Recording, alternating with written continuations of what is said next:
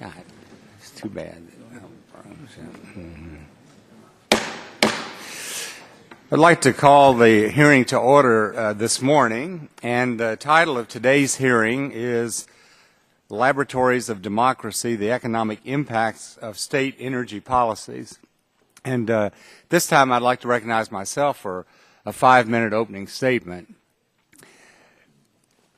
This is going to be an informative hearing, I believe, because we have such great witnesses that have really studied different policies being adopted by different states in a lot of different areas. And the decisions being made at the state level today about public policy, particularly as it relates to energy development, goes a long way in giving us some insights at the federal level, because we're having the same debates at the federal level in the direction that we should go.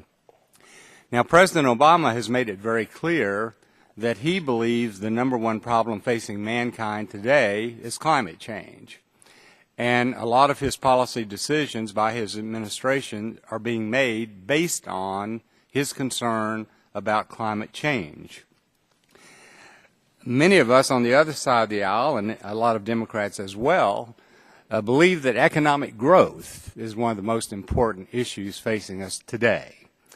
Now, let me just say that I read an article in Barron's 3 days ago that said before the most recent recession, there were 122 million full-time jobs in America. 4.5 years later, there are 118 million full-time jobs in America, despite a workforce that is 1.6 million larger and a working age population that is 14 million larger. So full-time employment is much less today, almost 4 million less today than it was 4.5 years ago. And then in the 2014 long-term budget outlook of CBO, which just was released, they talk about our debt held by the public today is 74% of GDP, and they anticipate by 2030 it's going to be 180% of GDP. So the economic forecasters are saying we're genuinely concerned about the impact that this is going to have on economic growth in America and the availability of capital for economic expansion. So this Supreme Court Justice Louis Brandeis describes states as laboratories of democracy. And we can take some hard-known facts from decisions being made in states today and the impact of those decisions on jobs available in those states and on economic growth. And then we are going to have the opportunity to ask our witnesses questions about it after they give their opening statements on their views. But if you do view that climate change is the most important issue facing mankind or facing America, then you're going to go in one direction on energy policy. But if you believe economic growth is the most important and jobs and providing income for families, then your approach is going to be a little bit different. And we know that those approaches make a big difference. For example, in North Dakota, GDP growth last year, 9.7%, the highest in America. And North Dakota has been the fastest growing state in the nation every year since 2010. And in 2012, the GDP growth in North Dakota was 20%. Now, that's because the state's oil boom, driven by hydraulic fracking and the Bakken State Shale Formation, has been responsible for much of this growth. On the other hand, let's take a state like California, that public policy decisions being made in California is about climate change. And we hear a lot about, well, there's so many jobs being created in the wind industry and solar and so forth, but what about the jobs being lost? But here we have the opposite end of the spectrum from North Dakota is California. 7.4% unemployment rate, the highest among the 10 most populous states. A stagnating economy, some of the most expensive energy in the nation. It has been rated the worst state for doing business 10 years in a row by Chief Executive Magazine. Now, I would be the first to say it's a beautiful state, and we all love to go there, but businesses are leaving that state. So what we want to look at today is the impact of these decisions and setting the priorities, because we can learn a lot from the states as we continue our debate at the federal level on what direction we should go. President Obama wants to go down the pathway of California, which has proved not to be successful.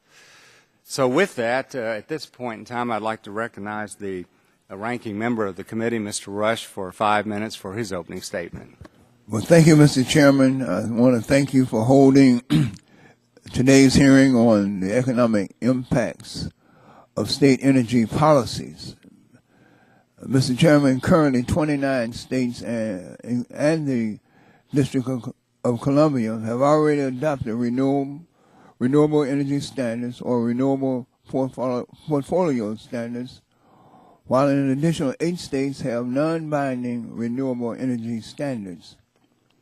And we know that these policies have helped to grow the renewable energy industry in our nation, with fully 67% of the all non-hydro renewable capacity growth occurring in states with RPS policies between 1998 and 2012.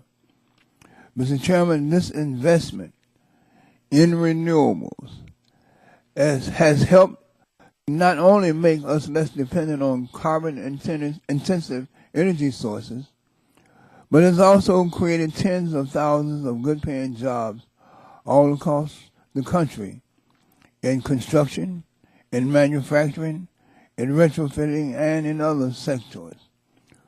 For instance, Mr. Chairman, the U.S. solar industry now employs more than 142,000 workers at more than 6,000 businesses located in all 50 states.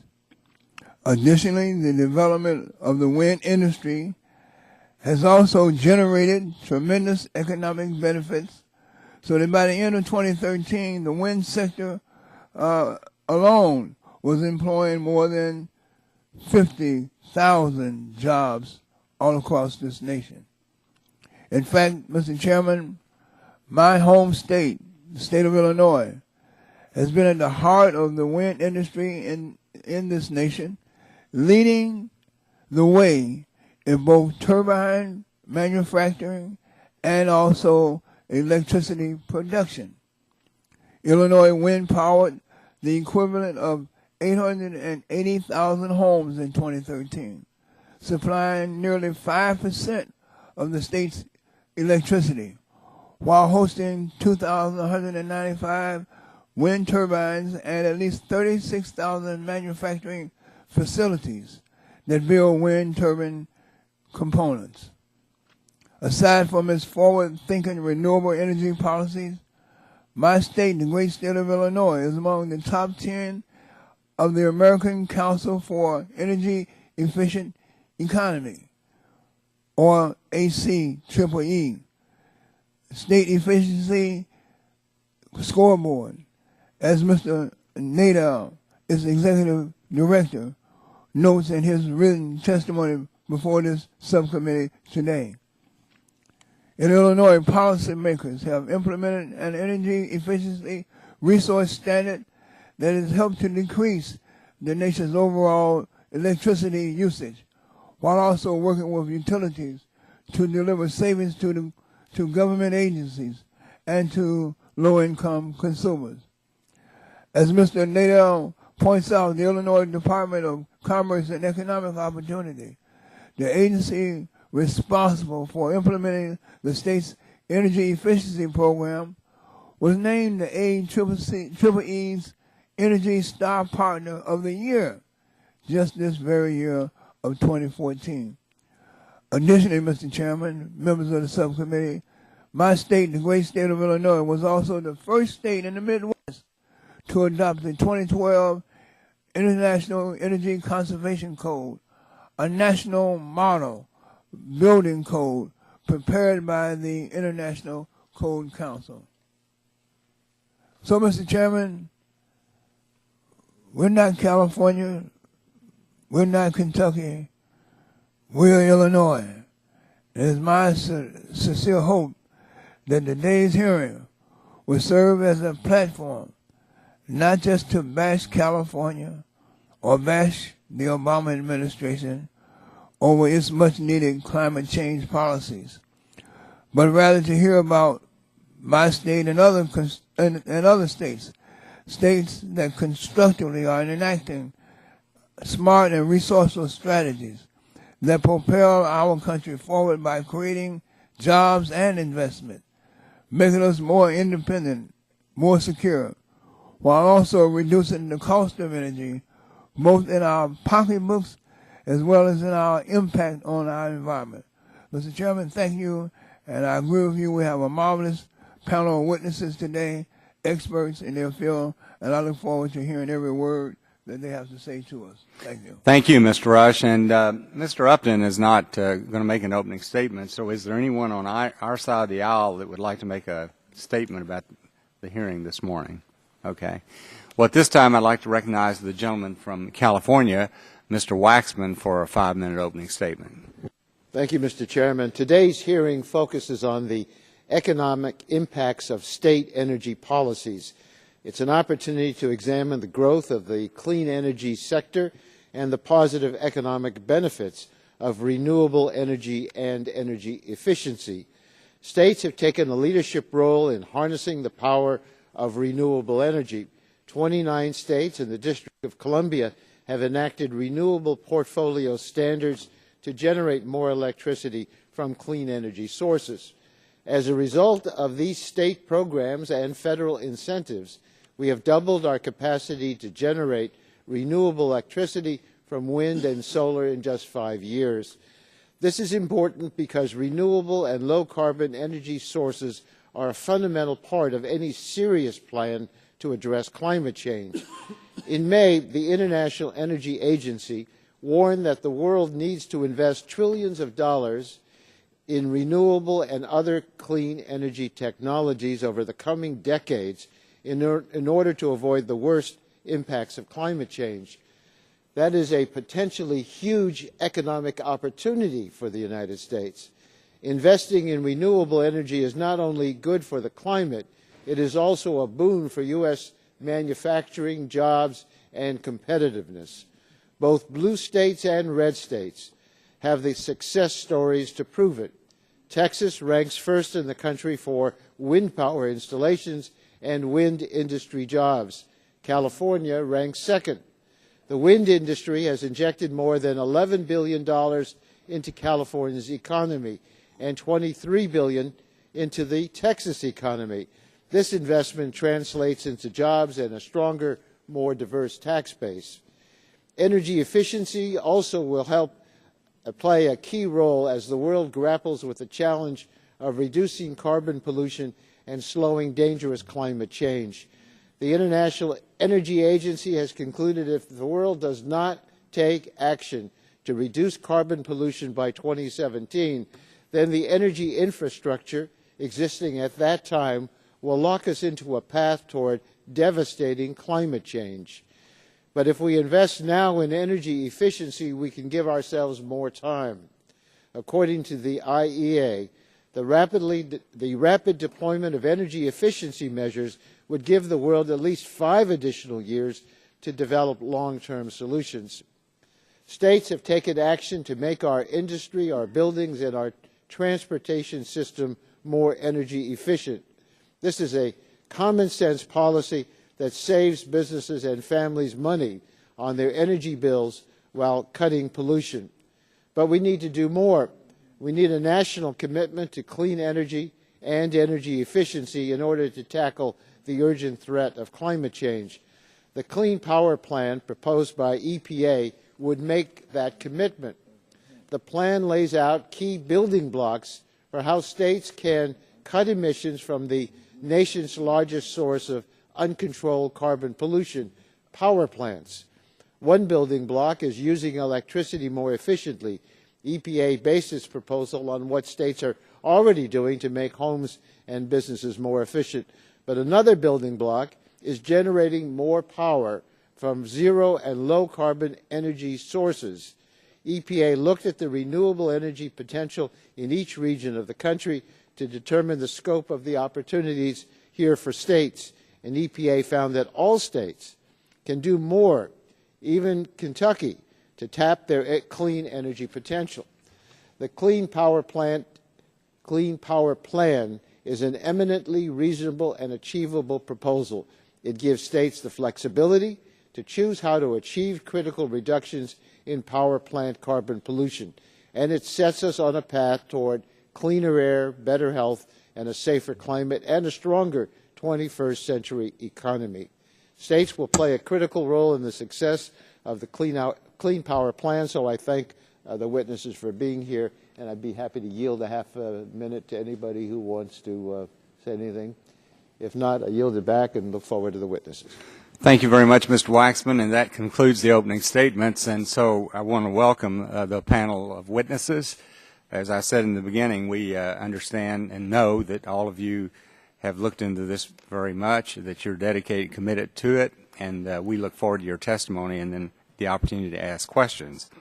On the panel today, we have Mr. Tom Taunton, who is the Director of Science and Technology Assessment, the Energy and Environment Legal Institute. And what I'm going to do, I'm just going to introduce you individually right before you give your remarks. So, Mr. Taunton, you're recognized for 5 minutes for your opening statement. And be sure and turn your microphone on and get it close as possible. Thank you, Mr. Chairman, members of the committee.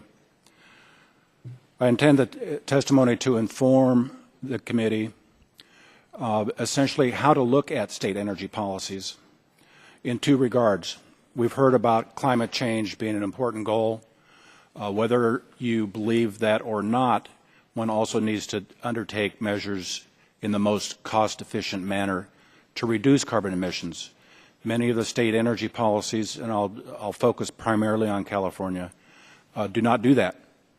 They actually take the most expensive, the least efficient way, which leads to unintended consequences like emissions leakage. We're driving businesses to states and countries that are less carbon efficient than California already is, thereby increasing total global emissions, counterproductive to the goal. In summary, the economic impacts of state energy policies, including the RPS as well as others, are huge. Generally speaking, the costs exceed the benefits, even when indirect and externality costs are included. But the economic impacts cannot be attributable solely to laboratories of democracy, simply because many of the policies and regulations and implementation thereof take place outside the democratic process. They take place administratively or evolve outside, either through mission creep, lack of legislative oversight. Costs and burdens are often imposed on residents in neighboring states, creating extraterritoriality and unconstitutionality. What I do in, say, Minnesota affects generators and residents and taxpayers in North Dakota, as the 10th Circuit found last May. Costs are often hidden or transferred to some other party. An example of that is with wind generation requires both balancing and backup for when the wind's not blowing, balancing for when the wind is blowing, and that imposes inefficiencies on those balancing plants. Similarly, the taxes that are imposed by California's AB 32 cap and trade provisions affect residents in other states. Finally, there's misinformation. A good democracy relies on informed citizens and informed committee members, for that matter, and there's often misinformation that's taken at face value that's spread by either rent seekers and bureaucratic advocates, such as the cost of certain technologies. The other thing, and this is crucial to keep in mind, the cost of certain technologies, wind, natural gas-fired combined cycles, et cetera, are often inappropriately characterized as being cost competitive. But when one considers the fact that wind provides only energy, while natural gas-fired combined cycles provide energy and capacity, the value proposition is different. So it's irrelevant that the costs are the same. Using states to test policy approaches and mechanisms result in smaller negative impacts overall and easier to correct mechanisms. With all due respect, Congress moves slower than most states.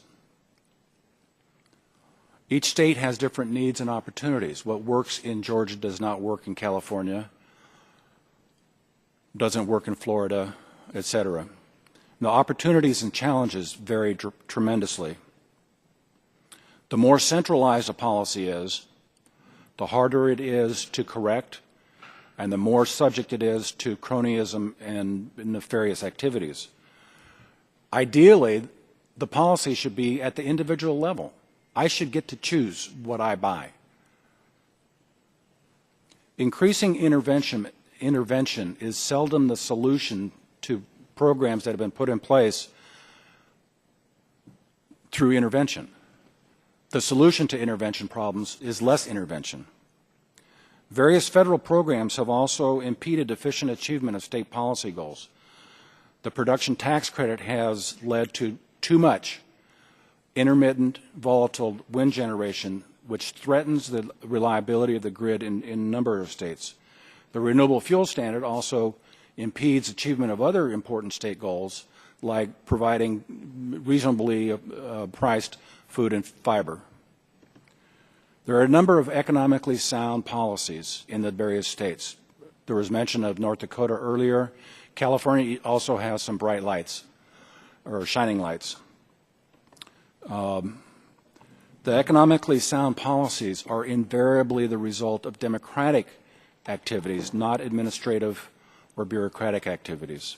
With that, I'll be happy to answer any questions as the time. Thank you very much, Mr. Tanton. We appreciate that. And there are those lights on the front that, when red, indicates your time is up, but we won't cut you off immediately. But we really appreciate your testimony. Our next witness is Mr. Fred Siegel, who is Senior Fellow at the Manhattan Institute and Scholar in Residence at St. Francis College. Mr. Siegel, thanks for joining us, and you're recognized for 5 minutes, and be sure to turn your microphone on and get it closed.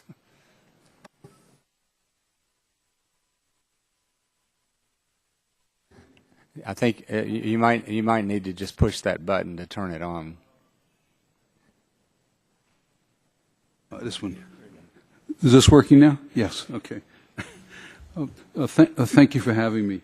Unlike the other members of this panel, I'm not an energy expert. I'm an historian, and I've written about Laboratories of Democracy in a book I wrote about Los Angeles, New York, and Washington, D.C., and more recently in a book I wrote about American liberalism, Why It's Misunderstood, a book entitled Revolt Against the Masses, which received positive reviews in every single magazine and newspaper except the New York Times.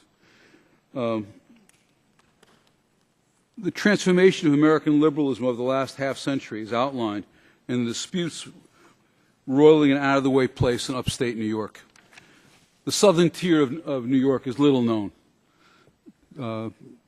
Tioga, Chemung, Broome counties are not household names, but they're areas which have done terribly. The total employment in the Binghamton metro area is less than it was in 2001. The other nearby city of sorts is Elmira. It too is a smaller workforce than it had in 2001. And if you were to drive through there, you would find it looks like Appalachia. And indeed it was. When the Appalachian Commission was created by the Great Society, an earlier failed program of liberal policy, these southern tier counties were included, and they still are. There are several Appalachian Commission offices scattered across the southern tier. New York is not good at economic growth. It is very good at creating commissions and authorities.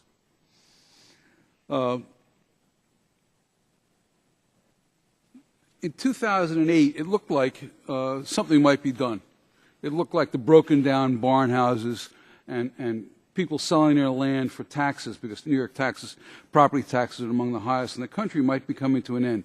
Because it looked as if the fracking boom, which had hit Pennsylvania right across the border, in Pennsylvania it's called the northern tier, in New York it's called the southern tier of counties, we're bringing jobs to Pennsylvania. Let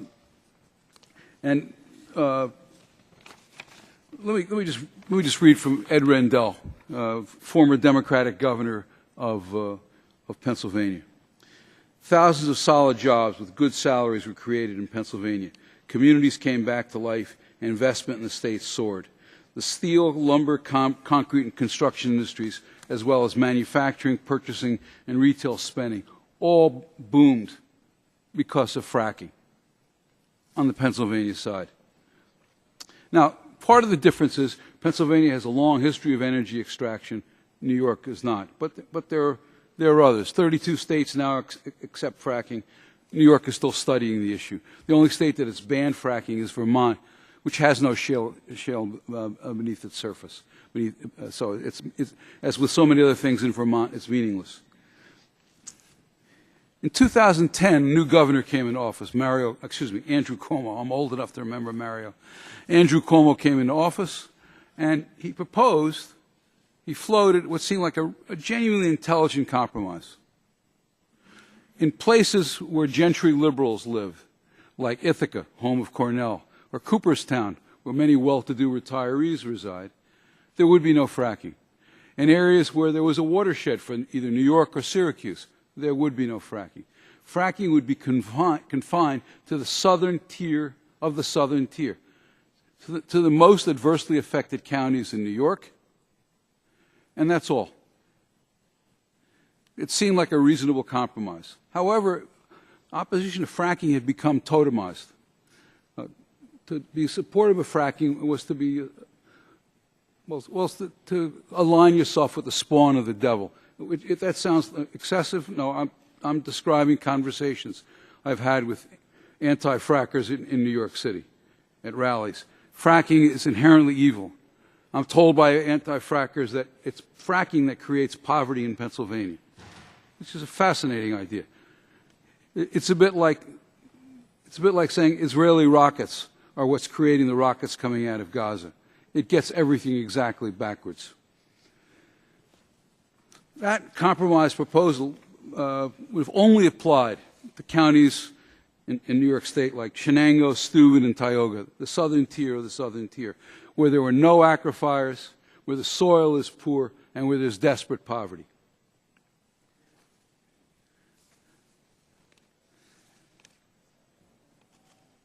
And what's going on, and this is when I got interested in this. I'm not a person who studies energy. I was fascinated at the rejection, the flat-out aggressive rejection of a reasonable compromise. And what I discovered was, in part, it was a matter of practical interest. People like Yoko Ono, I don't know how you would describe Mr. Yoko Siegel, excuse me for interrupting, but I just wanted to say that you're about 30 seconds over your 5 minutes. Oh, so in that case, if you I'll conclude in 30 seconds. Okay. Sorry, I didn't realize I was taking so long. The issue of fracking turns out to be a class issue. Upper middle class liberals are vehemently opposed in the name of preserving New York as something like a Currier and Ives photo. Wonderful, beautiful place to retire, but not a place to grow anything. And the anti-frackers insist that they want to maintain New York as this kind of museum preserve. The pro-frackers are mostly practical people who want to get out of debt. Yeah. That class divide explains fracking in New York. Thank you, Mr. Siegel. This time, our next witness is Mr. Steve Clemmer, who is the Director of Energy Research and Analysis for Climate and Energy Program at the Union of Concerned Scientists. Mr. Clemmer, welcome, and we look forward to your testimony, and you're recognized for 5 minutes. Good morning.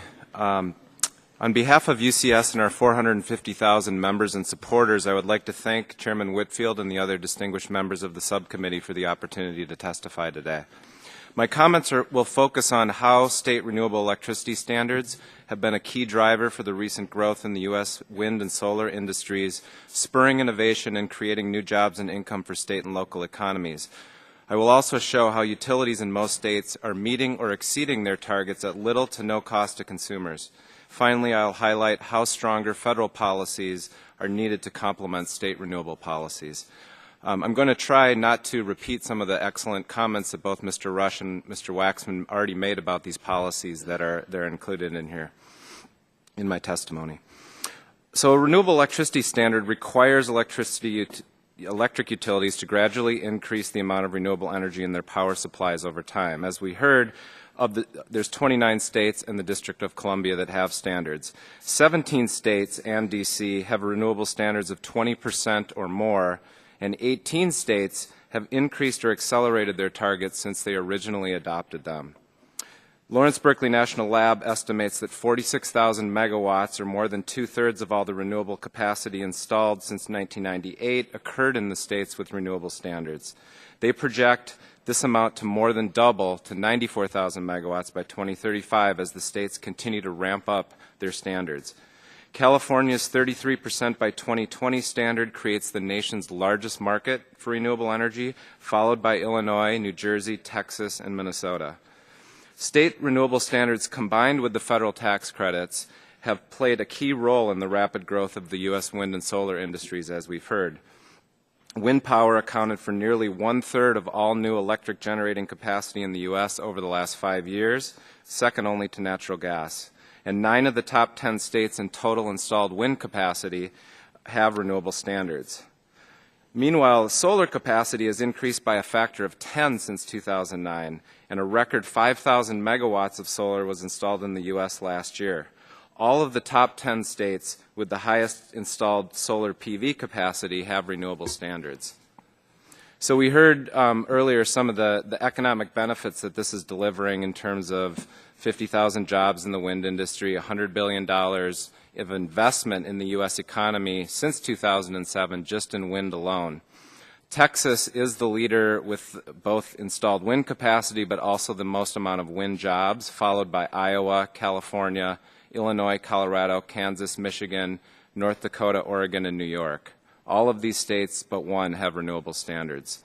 You heard about the domestic manufacturing of wind turbine components that has also increased dramatically over the last 5 years as the renewable standards have ramped up.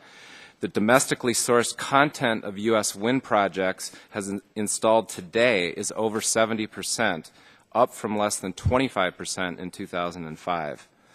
Wind power is also providing significant income and tax revenues for rural communities. For example, in Iowa, which now generates 27% of its electricity with wind, wind projects provided $16 million in annual lease payments to landowners and nearly $20 million in annual property tax payments.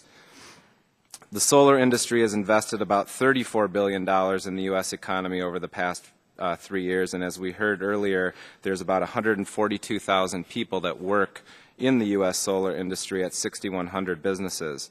While California leads the nation with about one-third of those jobs, states in the Midwest, Northeast, Southeast, and Southwest are also in the top 10. The other positive news has been that renewable standards have been a key driver for technology innovation and cost reductions. Since 2009, the cost of generating electricity from wind has fallen 43%. The average price of a solar PV panel has declined 60%. Renewable standards are also a good deal for consumers. The falling costs of wind and solar have allowed most utilities to fully comply with their standards at little to no cost to consumers. In May, NREL and LB&L released a comprehensive study of state RES costs and benefits based primarily on data from utilities and state regulators. The study found that between 2010 and 2012, the cost of complying with renewable standards in 25 states ranged from a net savings of 0.2% of retail rates to a net cost of 3.8%.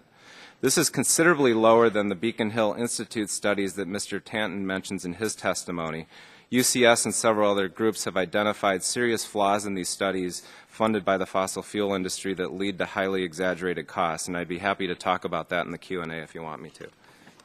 I can wrap up with about 30 seconds on the federal policy angle. So while federal tax credits have been an important complement to state renewable standards, the inconsistent support from Congress has created significant market uncertainty.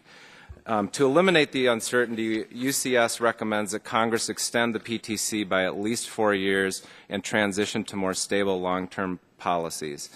We also recommend allowing renewable energy technologies to be eligible for master limited partnerships and other innovative financing mechanisms to provide parity in the tax code with fossil fuels. Finally, let me say that, as Mr. Waxman mentioned with EPA's proposed carbon standards, this provides a really important opportunity to increase renewable energy use and reduce carbon emissions. We believe that EPA's proposed building blocks for existing plants is a flexible and cost-effective framework to help states meet their proposal. Okay. Okay. So if you'll conclude.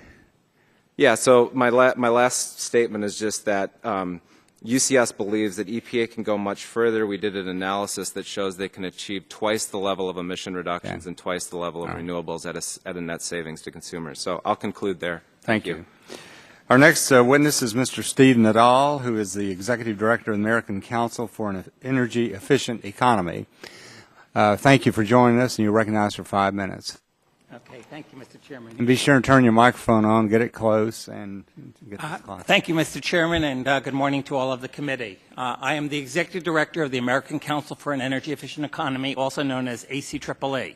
We are a nonprofit energy efficiency research organization that since 1980 has acted as a catalyst for energy efficiency policies, programs, technologies, and investments. I appreciate the opportunity to testify this morning. There has been much talk on both sides of the aisle about an all-of-the-above energy policy. ACEEE believes that energy efficiency should be one of the cornerstones of an all-of-the-above energy policy. Energy efficiency is generally our least expensive energy resource, meaning that it often costs less to save a unit of energy than it costs to produce that same unit of energy. Large cost-effective savings are available in all 50 states. All states are promoting energy efficiency to at least some extent, but some states much more than others. These efforts are helping to create jobs, grow state economies, and produce environmental benefits. Many states are increasing their energy efficiency efforts, but much more is both possible and advantageous. In my written comments, I first discussed the favorable economics of energy efficiency investments, two, provide some specific examples of how states are encouraging energy efficiency, particularly some examples of some of the most improved states in our annual energy efficiency scorecard. Three, I discussed the link between energy efficiency and economic development with examples from specific studies on California, Ohio, and the Northeast. And four, I summarize opportunities to use energy efficiency to create jobs and economic development in all 50 states. In these oral comments, I wanted to concentrate just on economic development, the last two issues in my written testimony. The energy efficiency efforts states make contribute to jobs and economic development in several ways. When money is spent to purchase and install energy efficiency measures, direct, indirect, and induced jobs are created. Direct jobs are the jobs to manufacture and install the energy efficiency measures, such as producing and installing insulation. Indirect jobs are generated in the supply chain and supporting industries that are directly impacted by an expenditure or effort. For example, as insulation sales increase, jobs might increase at home improvement stores and trucking firms. Induced jobs are produced as the direct and indirect workers spend their paychecks, such as for eating out or attending a baseball game. Oil and gas development also spur direct, indirect, and induced jobs. However, energy efficiency investments have two other benefits. First, as consumers and businesses reduce their energy use, they have more income to spend on other goods and services, creating additional jobs. Second, energy efficiency jobs tend to be in the construction and services industries, which are both very labor-intensive sectors of the economy. Spending $1 in construction and services generally provides more jobs than spending $1 in other sectors of the economy. This is illustrated in Figure 4 of my written testimony. Several studies have documented these effects at the state level. For example, a 2008 study by an economist at the University of California found that energy efficiency measures have enabled California households to redirect their expenditures toward other goods and services, creating about 1.5 million full-time equivalent jobs with a total payroll of about $45 billion, driven by well-documented energy savings of $56 billion from 1972 to 2006. Another example is Ohio.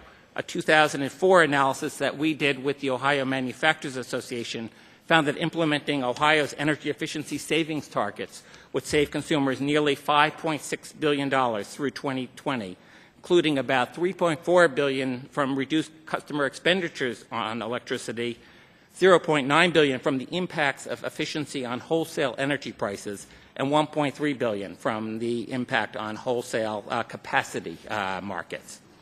Ohio participates.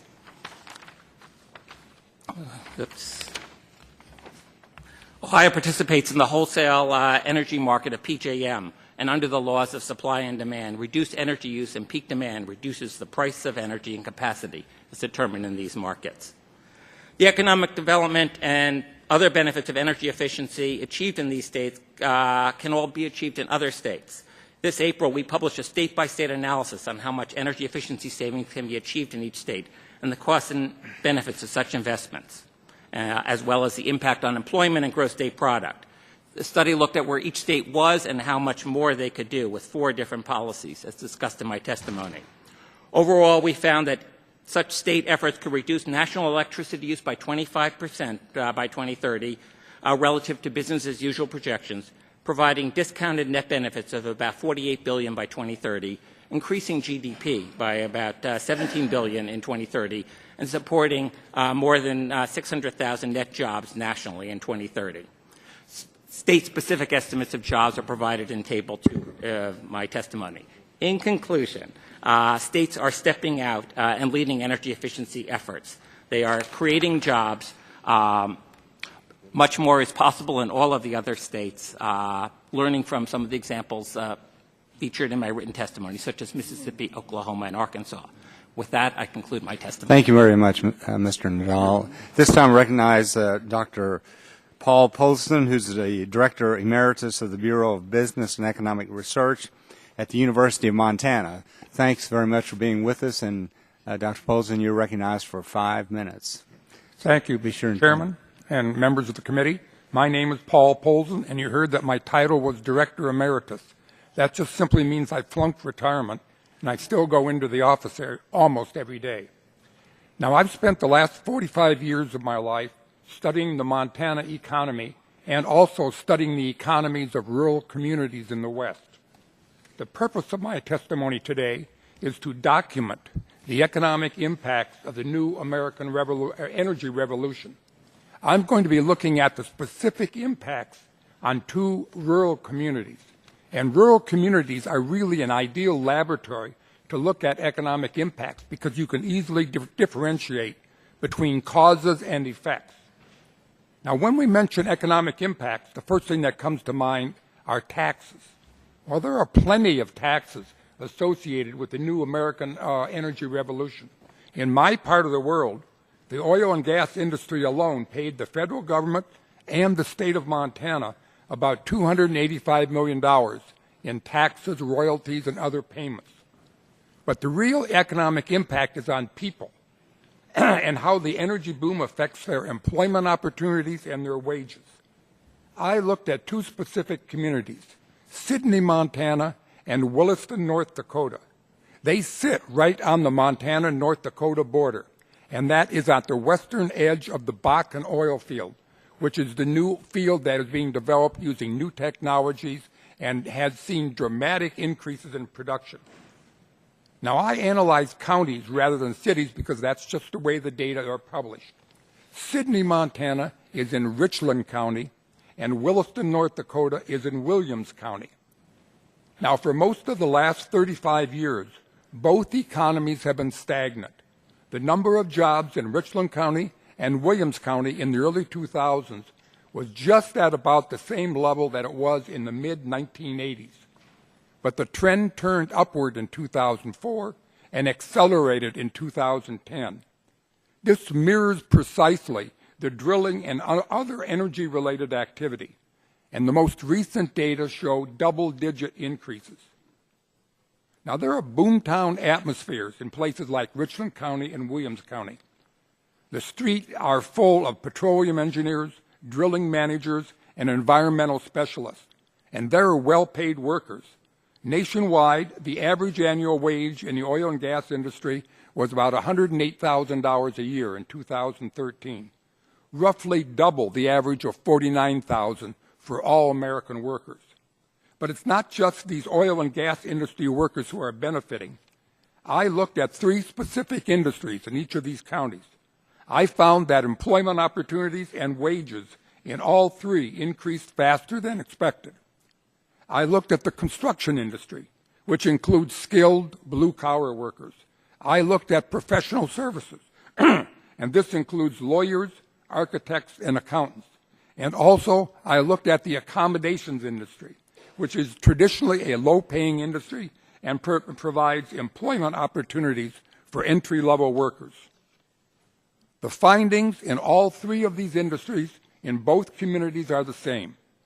For the 10-year period from 2003 to 2013, employment and wages in all of these industries increased much faster than otherwise would have been the case. In other words, there are more jobs and the wages are higher than would have occurred without energy development. In all 3 of these industries in both counties, average wages in 2013 were higher than their respective statewide average. Now, as an experienced rural researcher, I know how unusual it is to have rural wages higher than the statewide average. In most cases, the statewide averages are dominated by higher wages in urban areas. In summary, higher wages and a stronger rural economy, when they're combined with good policies on energy royalties and tax distribution, can enable communities, counties, and states better adjust to energy projects that may have periodic peaks before they stabilize in the long run. Thank you very much. Thank you, Dr. Paulson, very much. And our next witness is Dr. Bernard Weinstein, who is the Associate Director for the McGuire Energy Institute of the Cox School of Business at Southern Methodist University. So, Dr. Weinstein, thanks for being with us. You're recognized for 5 minutes for your opening statement. Thank you very much, Mr. Chairman and members of the committee for the invitation to speak today. I want to talk briefly about 2 topics. Number 1, the future of coal, and 2, state energy policies. There may or may not be a war on coal. That may be hyperbole, but in any case, coal is being challenged as a power source as never before. Number 1, you've got competition from abundant and cheap natural gas as well as renewables. We now have EPA greenhouse gas emission standards being proposed for both existing and new power plants. It's highly unlikely that a new coal plant will be constructed in the foreseeable future. We also have regulatory and legal barriers to exports.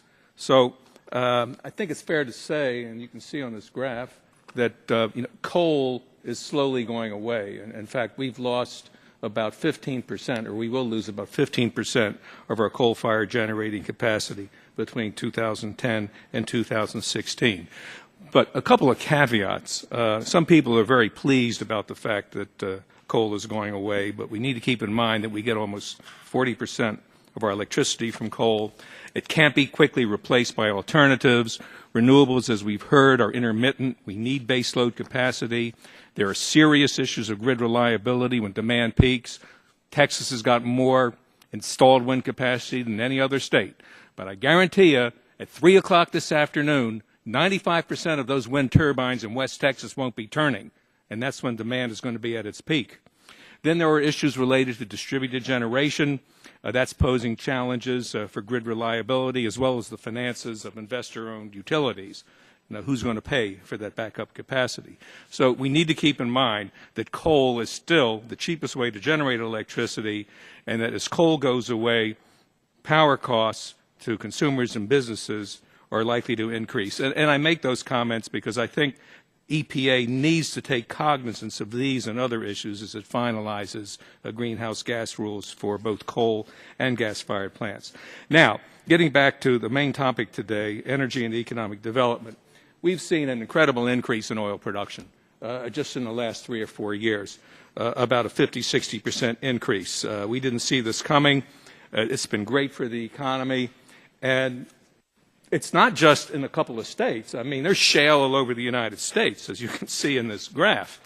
Some states have embraced energy development, while some energy-rich states have opposed energy development. So I'm going to make a couple of comments about Texas, California, North Dakota, and New York. First, let's contrast Texas with California. It's a little hard to see, but the red line is the red lines are Texas and the blue lines are California. The red line going up is increased oil production in Texas.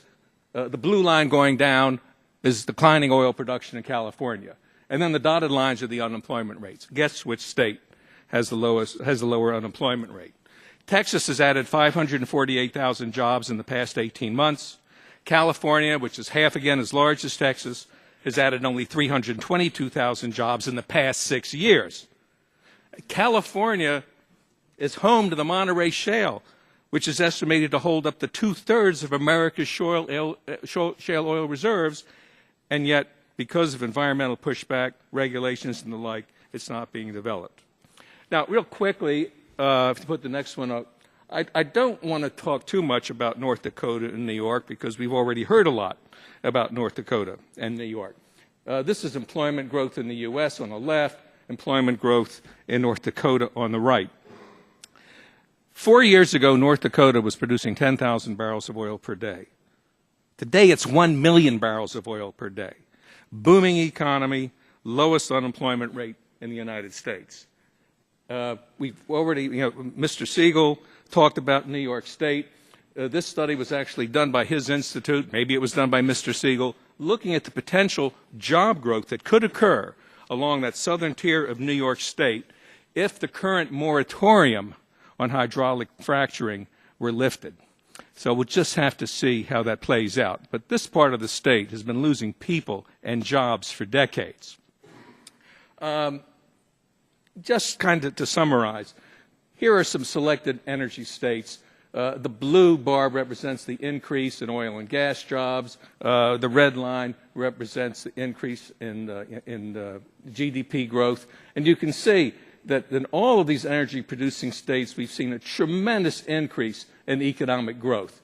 And look at Pennsylvania. We heard about Pennsylvania earlier. Look at the tremendous increase in oil and gas employment. If it hadn't been for that increase, Pennsylvania would have had a very serious recession like the rest of the country. It helped Pennsylvania avoid the worst of the Great Recession, and New York State, right across the border, as we've heard, does not allow the use of hydraulic fracturing. So I think it's incontrovertible that states embracing energy development have healthier and more robust economies than those fighting energy development.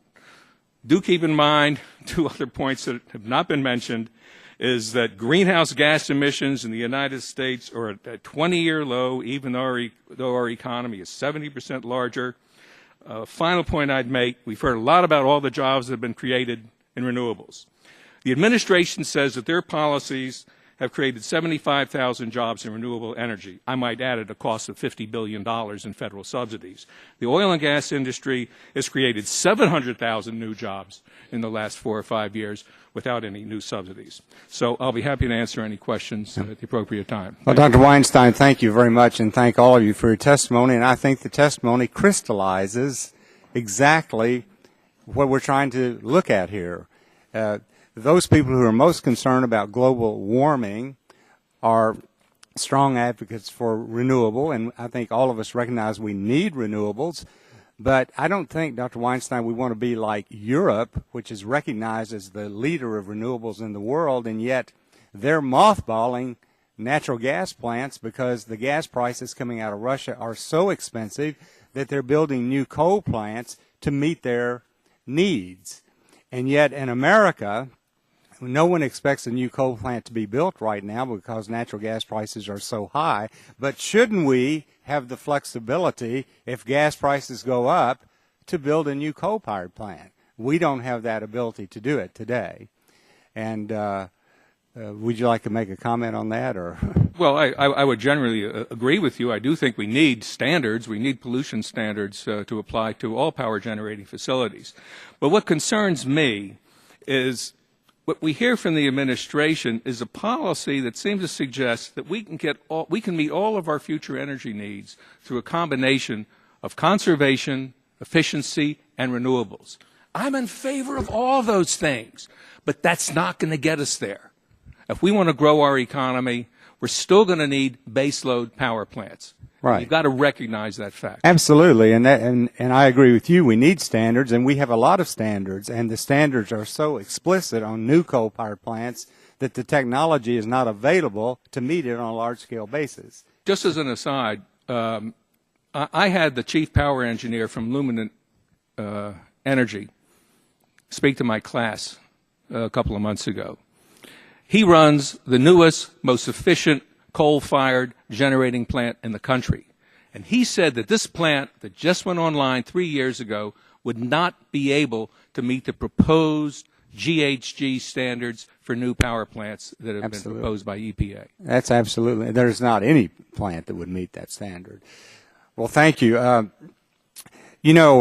few years ago when President Obama was first elected, with the stimulus package, he talked about shovel-ready projects. And, of course, large sums of money went for renewable projects, which is fine. And we hear a lot about growth in the renewable sector, new jobs. But you all heard me in my opening statement say that today full-time jobs are 4 million people less today than it was 4.5 years ago. And the question I would ask you, Dr. Weinstein, what would be our economy today if it weren't for the huge increase in oil and natural gas production from hydraulic fracturing and horizontal drilling? Recognizing there's been a lot of growth in renewables, but what would our economy look like today without what's happening?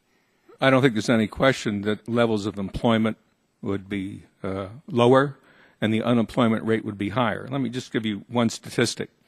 5 years ago, the oil and gas sector contributed about 5%, contributed about 2% to the nation's economic growth. Today, the oil and gas industry alone is contributing 10% to the nation's economic growth. So that's a five-fold increase. Well, I think it's something that is quite startling. 4 million less full employed today, despite this energy boom and despite the growth in renewables. We're still 4 million less full employed. Recently, I was talking to a CEO for a major utility in California who was talking about the 30% renewable mandate in California, which is the most stringent. And he was talking about reliability and getting the electricity from where the renewables are located into the urban areas. They're having to build a new grid system. And he talked about the most recent mileage for their new grid system, that the lines that they were building was costing them $100 million per mile, which is an astonishing figure. Now, you mentioned, Mr. Tanton, that you felt like the RPS, that the cost far exceeded the benefits. Would you elaborate on that just a little bit for me? I'd be happy to, Mr. Chairman. There are a number of unaccounted for costs, but let me first mention that some technologies that are eligible for the RPS, their benefits are not proportional. The first wind turbine provided some level of benefits, and the last wind turbine significantly less per turbine. So as we look at things like RPS, we need to keep in mind that just because something has done good so far, it doesn't mean it's going to do good forever. It's a typical and traditional fallacy of composition. There are a number of costs that are offloaded from the developer, things like transmission, significant cost. Costs imposed for backup and balancing, significant cost. Our estimates are that those additional costs that have been offloaded to other non-participants effectively double the cost of wind generation from being competitive to being essentially non-competitive.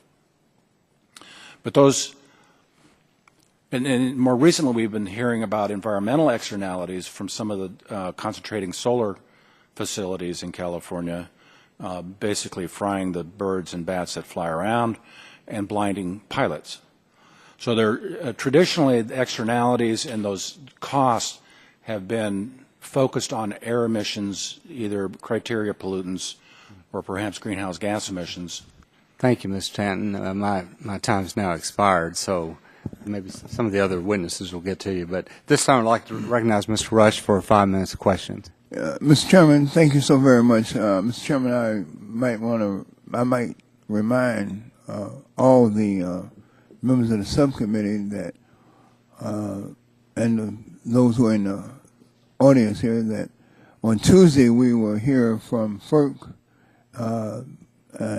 where we will also have a more in-depth debate on the President's power plant plan and his carbon regulations. And I believe, Mr. Chairman, we are moving toward mission creep here in terms of today's testimony. Today we want to hear about innovative state strategies in incorporating renewables and energy efficiency measures. And so, Mr. Chairman, with that in mind, I want to address my questions to Mr. Nadell.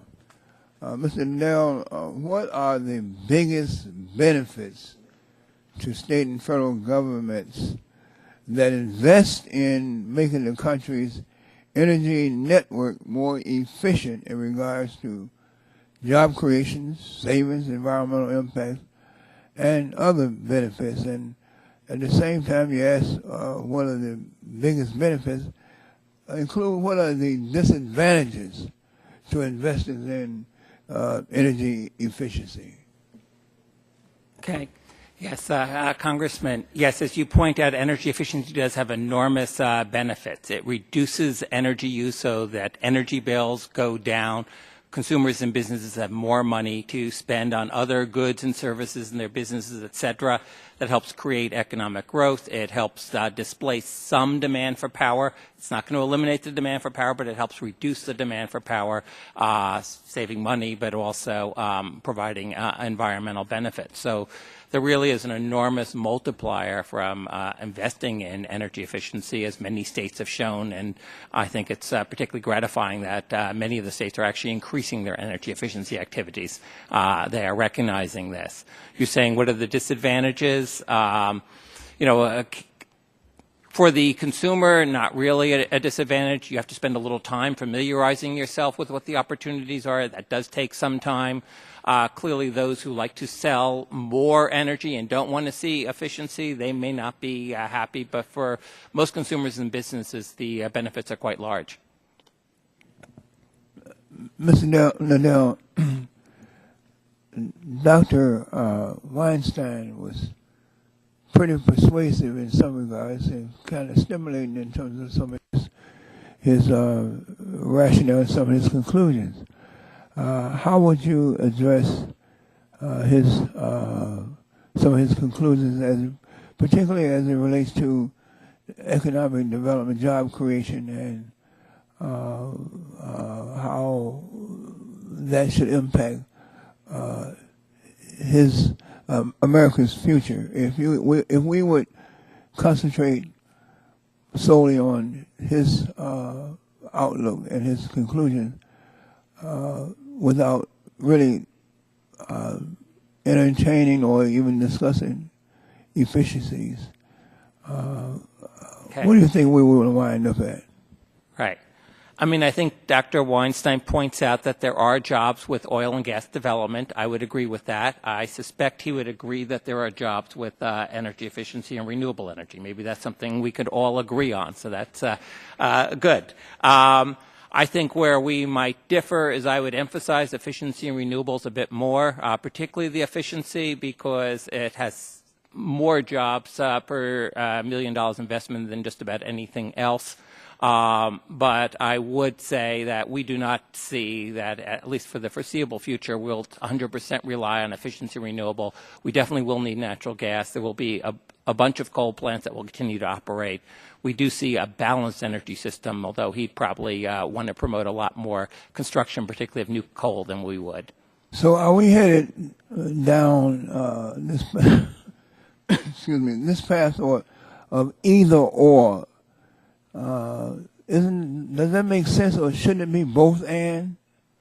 Right. I mean, my hope is there is a middle ground. We can all agree that energy efficiency and renewable energy makes sense. We can all agree that we do need some oil and gas development. There may be some differences about what the appropriate rules are, but I think just about everybody would agree that, yes, we do need some oil and natural gas.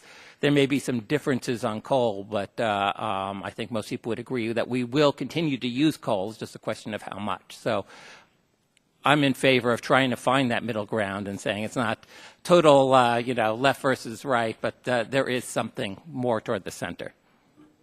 Thank you, Mr. Chairman. Thank you, Mr. Rush. This time I recognize the gentleman from Illinois, Mr. Shimkus, for 5 minutes. Thank you, Mr. Chairman. First of all, I want to welcome my FFA young men in the front who just showed up. I'm going to meet with them after I get through with these questions, and they get to observe a little bit of a congressional hearing. So, welcome. First of all, just a statement, Dr. Weinstein. The President of the United States is from my home state. I'm a coal-producing state of Illinois, and you shouldn't be confused. There is a definite war on coal.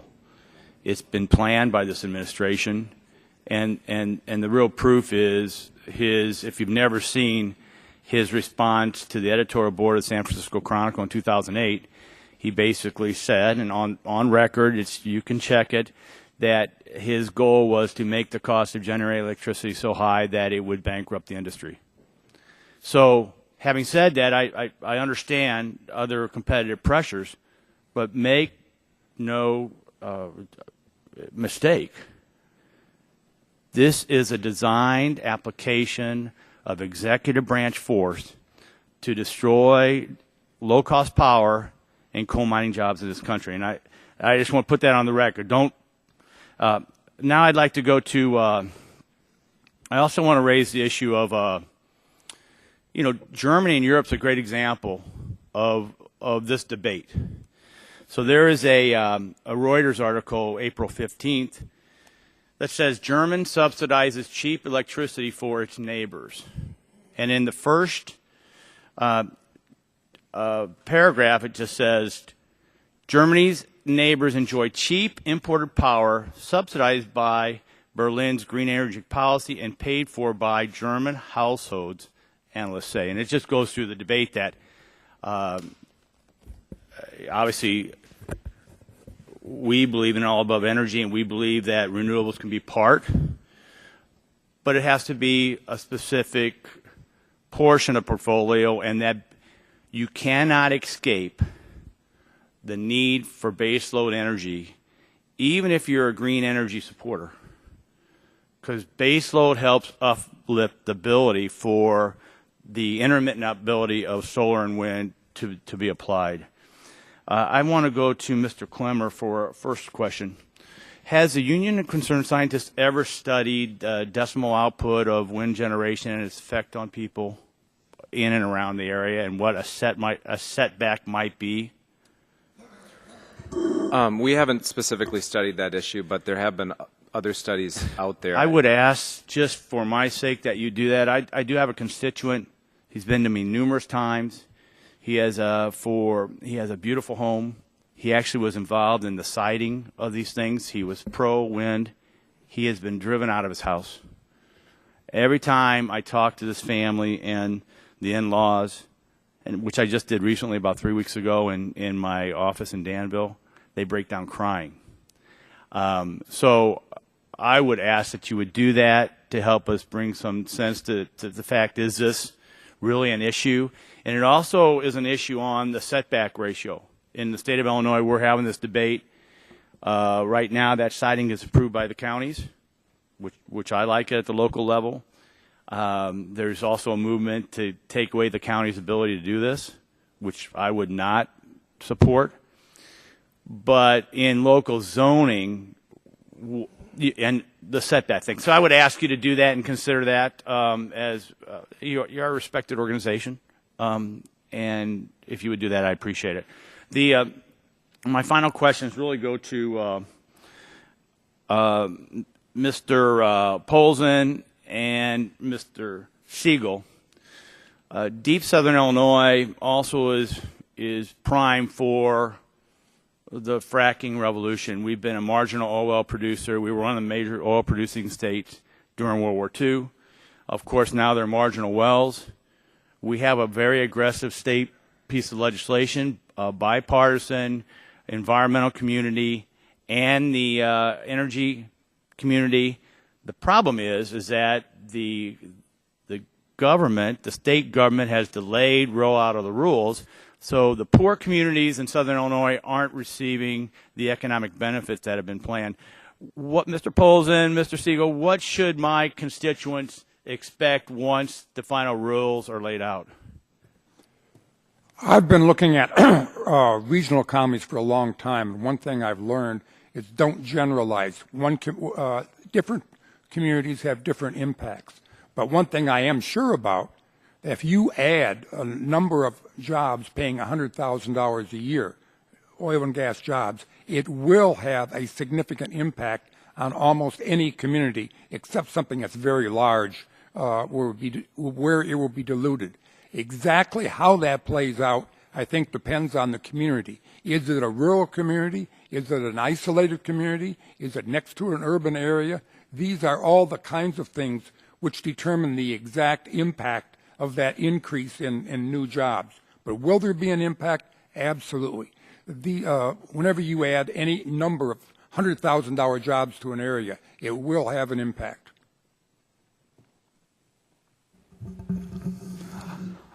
I would agree. There's a considerable impact. I think New York State is peculiar. In New York State, the desirability of $100,000 jobs is contested by people who are considerably wealthier. And so I think that's a peculiar situation, which is a function of what you here in Congress have done with the Federal Reserve, in part, pouring money into the money center banks in New York, driving the stock market up, allowing people to invest in real estate, and buying summer homes all over upstate New York. So this is not something that's a national problem, but it is a New York problem. In New York, we have the peculiarity of people who see creating new jobs and new wealth as the problem. They want things just as they are. There's a kind of reactionary quality to the liberalism in New York State. Gentleman's time has expired. At this time, I recognize the gentleman from California, Mr. McNerney, for 5 minutes. Mr. Chair, my ears are burning from all the bashing of California you've heard this. Oh, don't take that personal. And New York, too, I hear. But, you know, California's a big state. Some regions are suffering from a poor economy. My region, for example, has a poor economy. But I think that can be attributed largely to the unregulated financial market that caused the housing crash in 2008. But if you go to Silicon Valley, if you go to Los Angeles, the economy's booming. There's a lot of people that are coming in there with innovation to create jobs. And I can tell you, high-end companies like to go where the environment is nice. And you'll find that in California. So to say that the regulation's causing a job exodus, there's jobs that are coming and going in any state. So I'll contest that. Now, I also want to push back on something that Mr. Weinstein said, that the Monterey Shale hasn't been developed because of regulatory environment in California. The Monterey Shale is a very complicated geographic feature. It's not economic to frack there yet. I mean, you can put a well in, you'll get some oil out, but it expires quickly because of all the stratification there. So there's some misapprehensions about what's going on in California. I'd like to follow up Mr. Nadell on energy efficiency. Do you have a way to estimate the return on investment on energy efficiency? In other words, for every dollar you invest in energy efficiency, within a 5-year period, say, what would your return on investment be?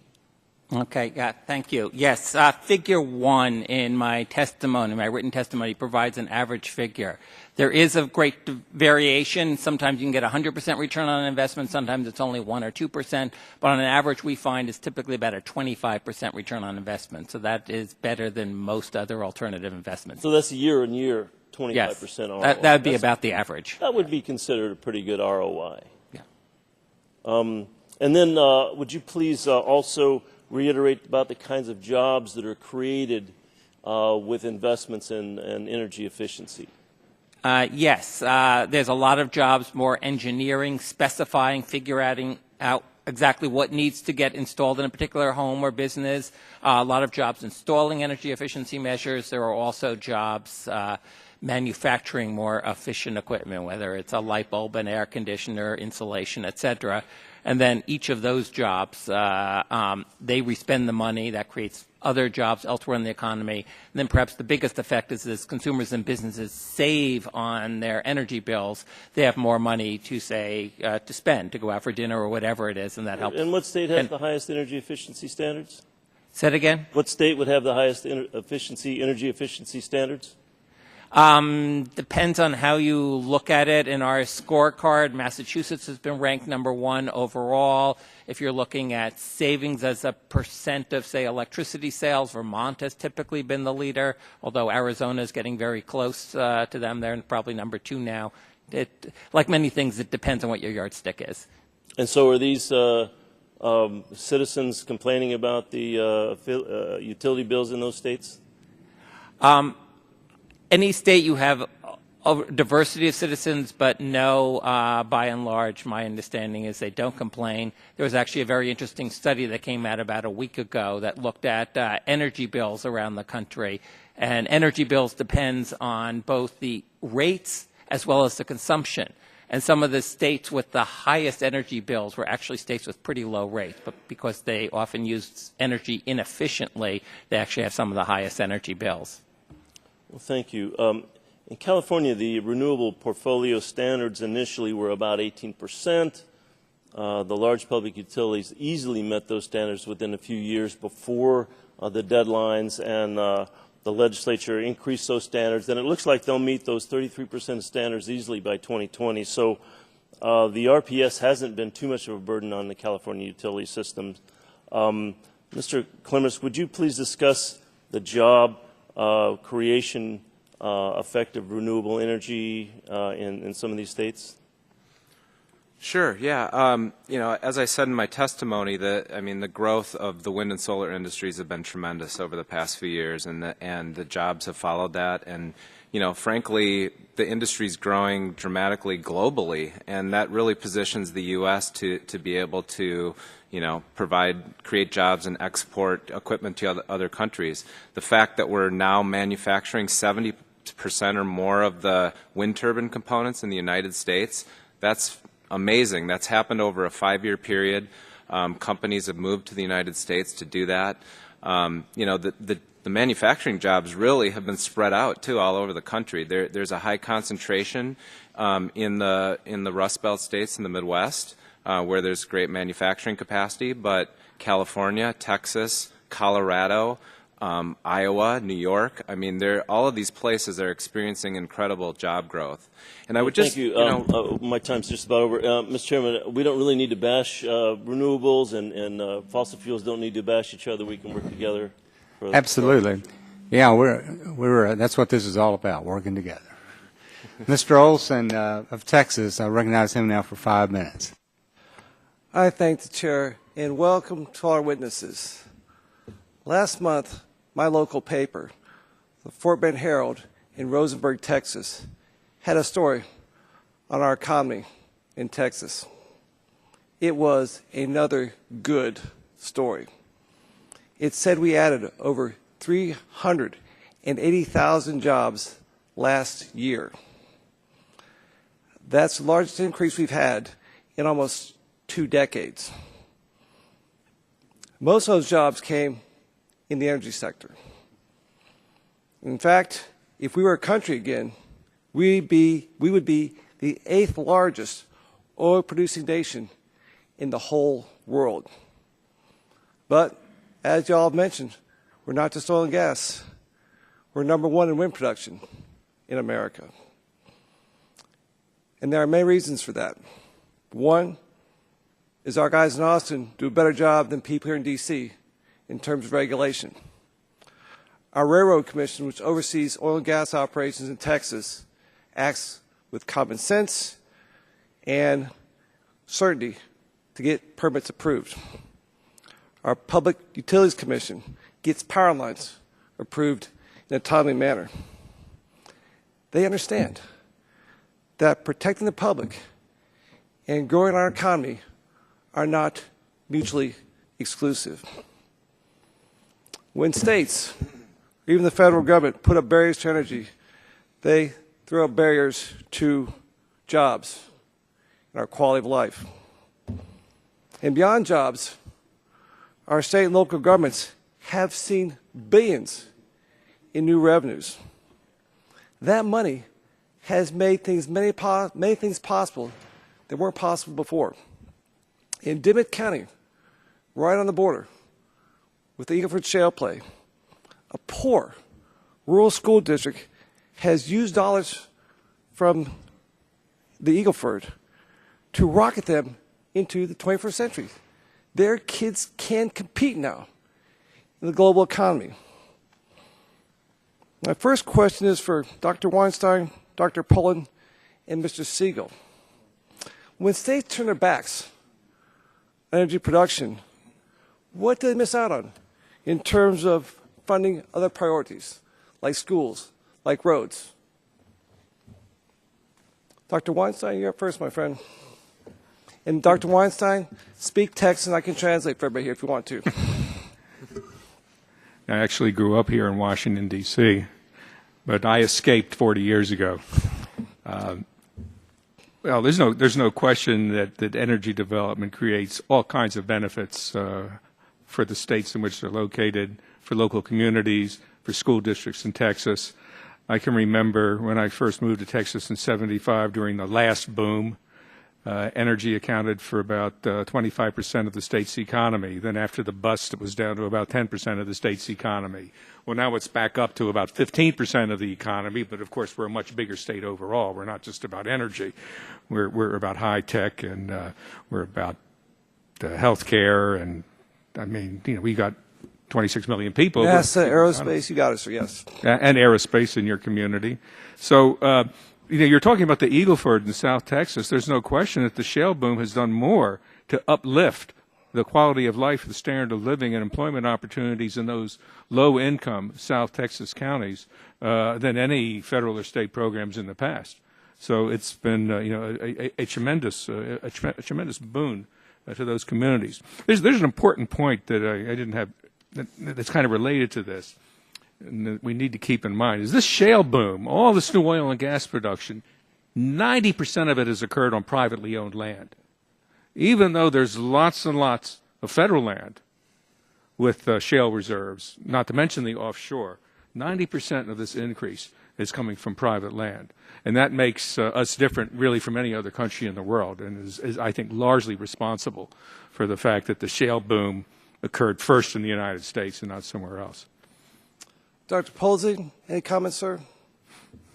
I'd just like to build on what Professor Weinstein said. I've got here a recent release from the U.S. Energy Information Administration, and the headline is, "Production of Fossil Fuels from Federal and Indian Lands Fell in 2013.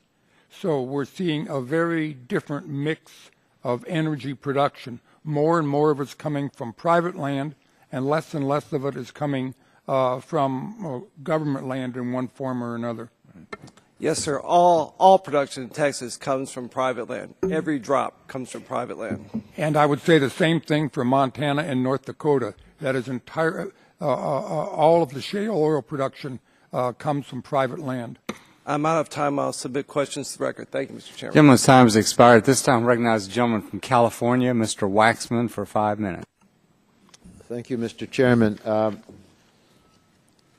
In identifying the best system of emission reductions, we certainly have renewable energy and energy efficiency success stories in every region of the country. Some states are years ahead in developing a renewable energy industry and implementing energy efficiency programs. Others are just getting started. But when we identify the best system of reduction under the Clean Power Plan, EPA estimated a reasonable amount of renewable energy and energy efficiency that each state could achieve. Mr. Nadel, was EPA conservative in its estimate of how much low-cost energy efficiency is available to states? Yes, we do believe that EPA was conservative in its energy efficiency estimates. They assumed that every state could gradually, over many years, ramp up to 1.5% energy savings per year. But there are several states that are already achieving over 2%, and quite a few others are already aiming for that. And that's just from utility sector programs. They did not include private sector efficiency investments, such as with energy service companies. They did not include building codes. They did not include combined heat and power plants. So we believe there is quite a bit more savings available. As states look for ways to improve their energy efficiency, where should they look first? Where can they get the biggest bang for their buck? It is going to vary to some extent from state to state. It will often be electricity, because electricity is a premium-priced energy source. It is very good for highly exacting applications, but it's a little bit more expensive. Obviously, if it's a cold state, they should be looking at heating. If it's a warm state, they should be looking at cooling. There's lots of opportunities in industry throughout the country, so lots of different opportunities everywhere. Mr. Clemmer, for renewables, EPA looked at what states were achieving in each region of the country and then applied the regional estimate to each of the states in the region. Again, was this a conservative approach? Could many or most states do more at a reasonable cost, and would they benefit from doing that? Yeah, EPA's approach is very conservative. It basically is a business-as-usual approach that says states are going to meet their RPS requirements. For some states, they had higher levels, but for the most part at the national level, the amount of renewable energy was essentially business as usual if states just implement their RPSs.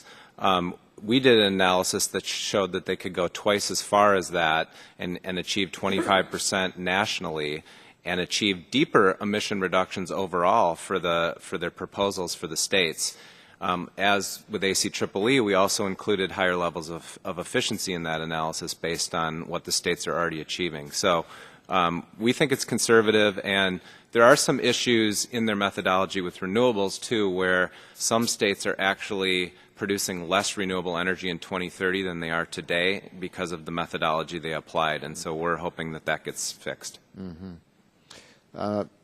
Many of my Republican colleagues claim that the Clean Power Plan will hurt consumers and put a drag on the economy. I think you've heard some of them this morning. I disagree.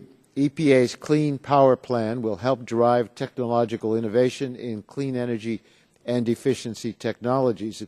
I think that will be a huge benefit to the U.S. economy, boosting manufacturing and competitiveness, and above all, it will take a critical step toward cutting dangerous carbon pollution and mitigating climate change. Do you agree with that? I strongly agree with that. In fact, our analysis, which we used the EIA's National Energy Modeling System to do this analysis, it was a modified version of that, we found that the benefits in 2020 with 3 times the costs, and they were even higher in 2030. And part of that has to do with implementing efficiency, which is very cheap, and cost-effective renewable technologies. But the other part of it is the public health and emission benefits, both from reducing carbon but also from reducing criteria pollutants, there's a huge economic benefit to that. So do you think that some of these Republicans are just engaging in a scare tactic to attack the proposal? I think there's a lot of rhetoric being thrown around, yes, and I think it would be good to have some, actual data out there to look at different alternatives to see what's the best approach for achieving the... Is looking at data the same thing as looking at evidence? Is that sort of like science? Science and economics, yes, and engineering, yes, all of that. All of that. Okay, thank you.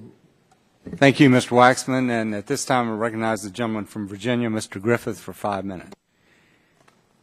Thank you, Mr. Chairman. It's very interesting.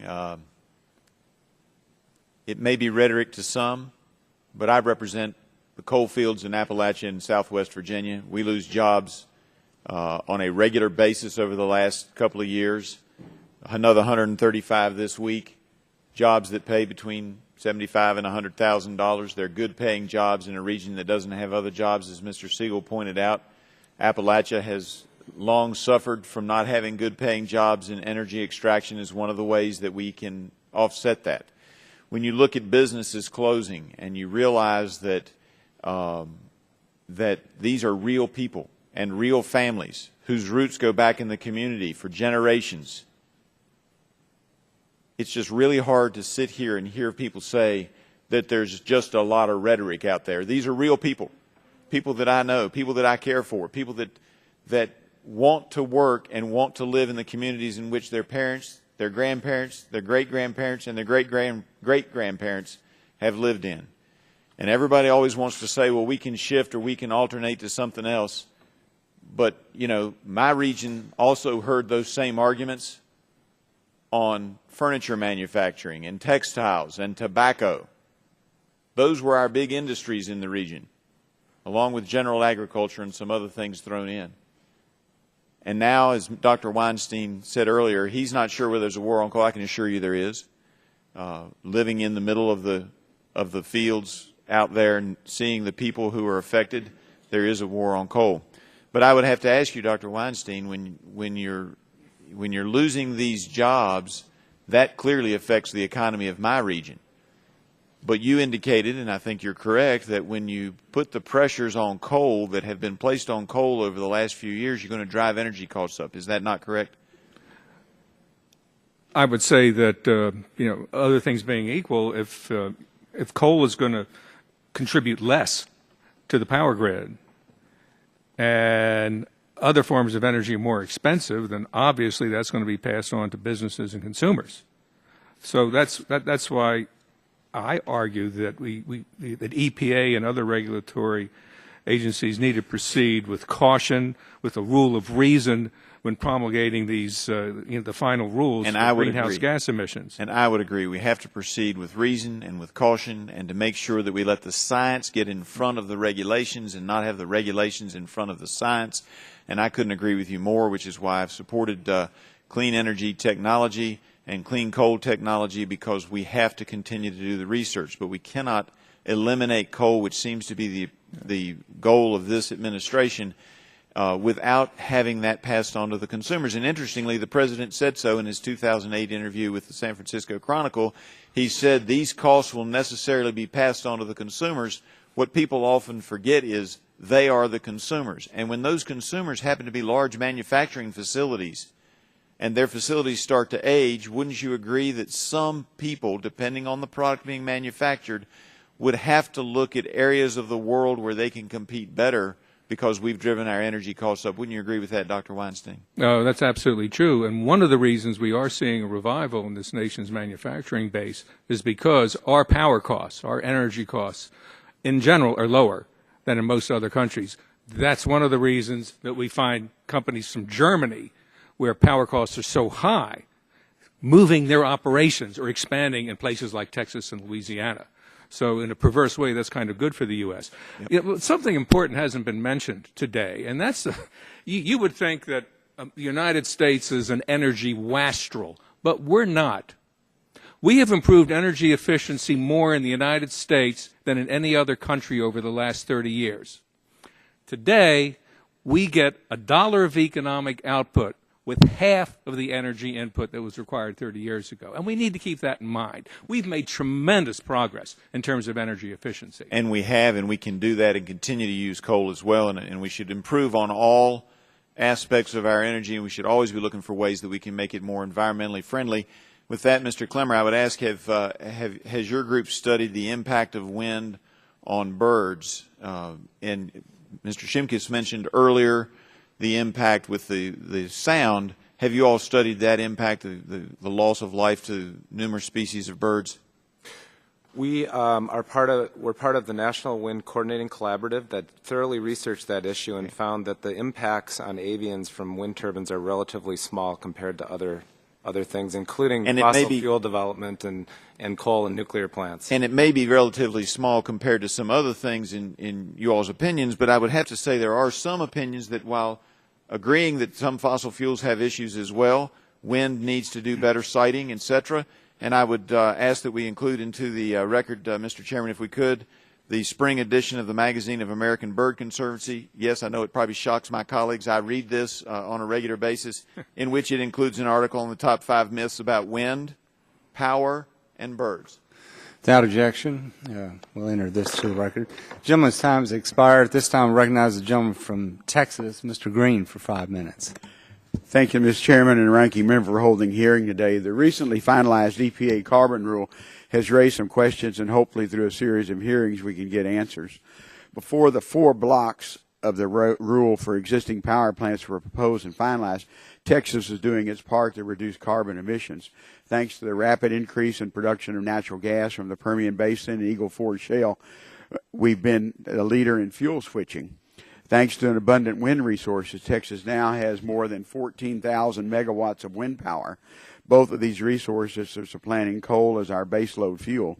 On the energy efficiency front, Texas has been a leader as well. For older buildings, Texas has passed laws to encourage retrofits and to increase access to financing.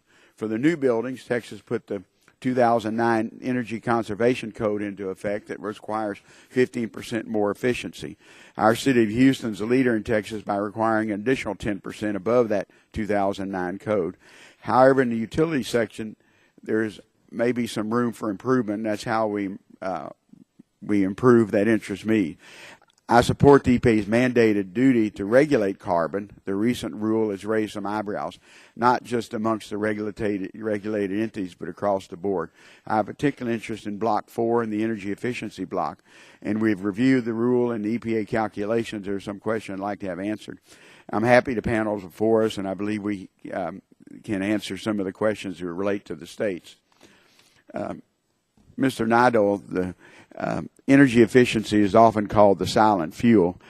You state in your testimony that energy efficiency should be cornerstone of all of the above energy policy.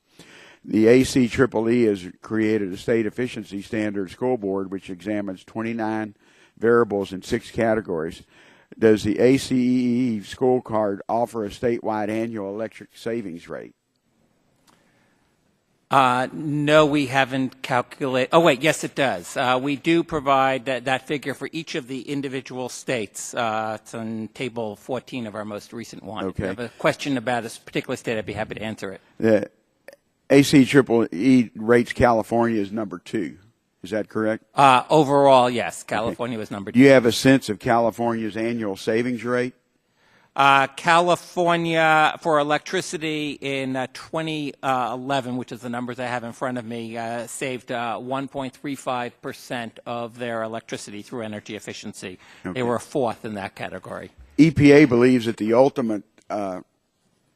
ultimately states can reasonably achieve a 1.5% savings rate per year. Is that generally correct?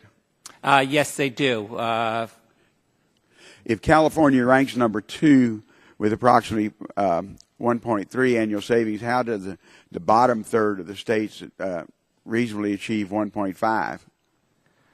California is overall number 2. They are not as high as an electricity savings. In terms of states that are already doing the 1.5, that includes Arizona, Massachusetts, Rhode Island, Vermont, are all achieving those already, and there's several other states that plan to do it in the next year or 2.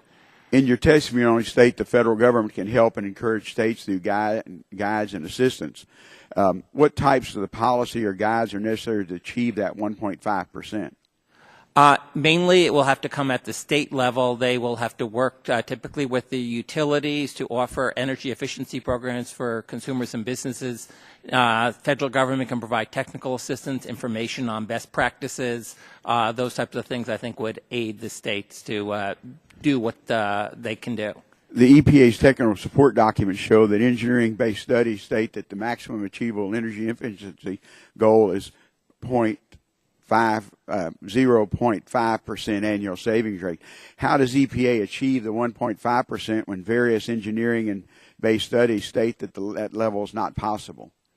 Many of the engineering studies that I'm familiar with show that 1.5 or even 2% or higher are possible, as witnessed by the fact that a number of states are actually achieving that. Okay. Do pollution controls affect a power plant's energy efficiency? Yes, they do a little. Okay. Do pollution controls actually lower the efficiency of the power plants? Commonly, yes. It varies from plant to plant. Can residential customers achieve enough energy savings through appliances and thermostats to offset loss of the power plants? I haven't done those calculations, so I wouldn't want to answer. Mr. Chairman, I know I only have 9 seconds left, but I'd like to ask Mr. Tanton, in your statement, you say the production tax credit has led buildings in enormous amounts of variable and volatile electrical generation, threatening state reliability to the electrical grid. How does enormous amounts of volatile production lead to problems with the state grid? It seems like if we're producing more, it would give more certainty to the grid. Well, you need to keep supply and demand in perfect harmony. So as more volatile generation comes online, less volatile or more stable generation has to go offline. But they have to be standing by. They have to be idling, as it were. Yeah. And in that operation, it threatens the grid because they can't respond fast enough. They can respond fast enough if you have a little bit of wind or solar on the system, because the typical marginal unit is a fast responding combustion turbine or something like that. If you have a lot of variability from the wind, then you start dispatching your baseload units, which can't respond fast enough. If you can't respond fast enough, the grid suffers a shortage, i.e. a blackout or brownout. Well, gentlemen, thank you, Mr. Chairman. Obviously, it's a great panel. This time I recognize the gentleman from West Virginia, Mr. McKinley, for 5 minutes. Thank you, Mr. Chairman. Dr. Weinstein, with all due respect, you had said, you used the word hyperbole about the war on coal. And I really want to reinforce what's been mentioned by a few of the people that preceded me, that there is a war on coal, and anyone needs to come to the coal-producing areas around this country and understand what's going on with this war on coal. The uncertainty that's swirling about the industry, even the gas industry is now becoming more concerned that once the EPA's successful battle on coal is going to switch over to them next, and because I think the general understanding is, for those of us in the energy fields, that this administration believes that we can have higher utility bills. We should be able to. I've heard them refer to Europe. The European bills are higher, so therefore we can afford that. I just want to get past that. It's not hyperbole. It's real. Well, you understand that I'm a dispassionate academic. So you know, I have to base my comments on facts. And I'm an engineer, and I base my on facts and real life, not academic. I'm facing those families that are struggling, that are unemployed, that are worried about what's going to happen next to them. In eastern Ohio, where we have an aluminum plant with approximately 1,000 employees gone because of the cost of electricity. They can't produce it. They can't produce aluminum because aluminum, about 60% of the cost of producing aluminum is electricity. And when that rate continues to hike because of what policies we're setting here at the federal government level, we're putting them out. Ravenswood, the same thing, 1,000 employees down there. It's just having a startling effect. So I just wanted to build off this federal policies, how federal policies are affecting states.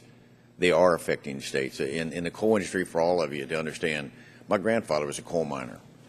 And so I can relate very comfortably to what this is doing. When you shut down a coal mine because of the structure that we're doing here in Washington, you're affecting not only the coal miner, but you're affecting all those related industries that are involved with it. The timber industry, the concrete industry, the machinists, the belting, the machinists, all the people that are involved in it, let alone the jobs that are on the outside industry. So we have to be very careful of the policies that we set.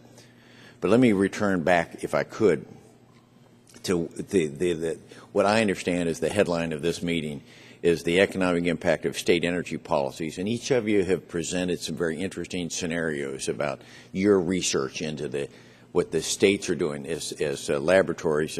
of democracy with this. So if I could go down a list with each of the 6 of you, would you give us, in a short time frame, what would be the #1 thing that we should learn from your research? One thing.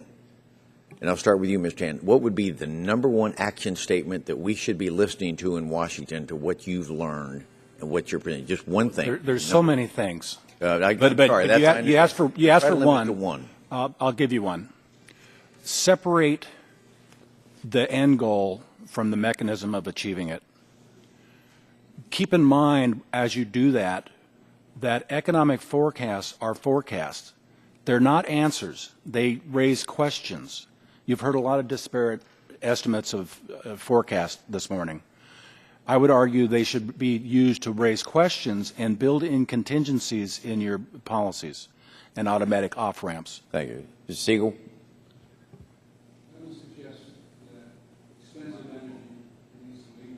I'm sorry. And that energy, thank you, energy is important for reducing inequality. And that places that produce high costs of energy like California have enormous, or New York, have enormous inequality and are ill-suited to lecture the rest of the country on how we should proceed. Thank you. Mr. Clemmer? The most important thing from my perspective is that we need to transition even further than we've gone to low-carbon energy, whether that be using carbon capture and storage with coal or natural gas, producing low-carbon energy from renewables, nuclear power. The costs of climate change are just too tremendous, and we're already seeing that with the cost of extreme weather on the increase in the frequency happening, and so we need to move in that direction. Steve? Yes, I would note that energy efficiency typically provides about a 25% return on investment and is very labor intensive and is particularly good at generating jobs. Okay. The local economic impacts of energy development are real and they are significant. There are some negative aspects, for example, housing in rural areas, but the benefits, the increased wages and employment provide resources that we can address these other effects. Okay. Dr. Weinstein?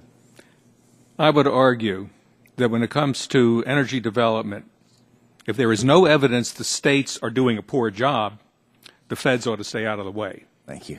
And secondly, it's time to remove all restrictions on the export of natural gas and oil and coal.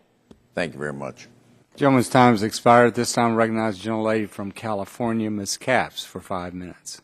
Thank you, Mr. Chairman, for holding this hearing and for collecting together such an interesting panel. I want to thank each of you panelists for your testimony. I think we would all agree that fossil fuels are a finite resource, which means that sooner or later we'll have no choice but to find alternative energy sources. Knowing this, I believe we owe it to our children and grandchildren to begin moving in that direction now, rather than waiting years down the road when it may be too late.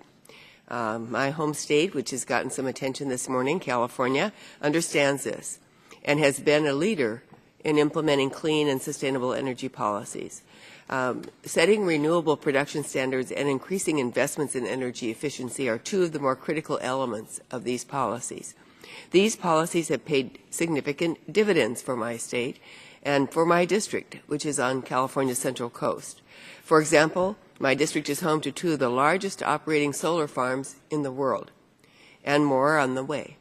Together, the California Valley Solar Ranch and the Topaz Solar Farms in eastern San Luis Obispo County are already generating well over 550 megawatts of electricity and powering hundreds of thousands of California homes.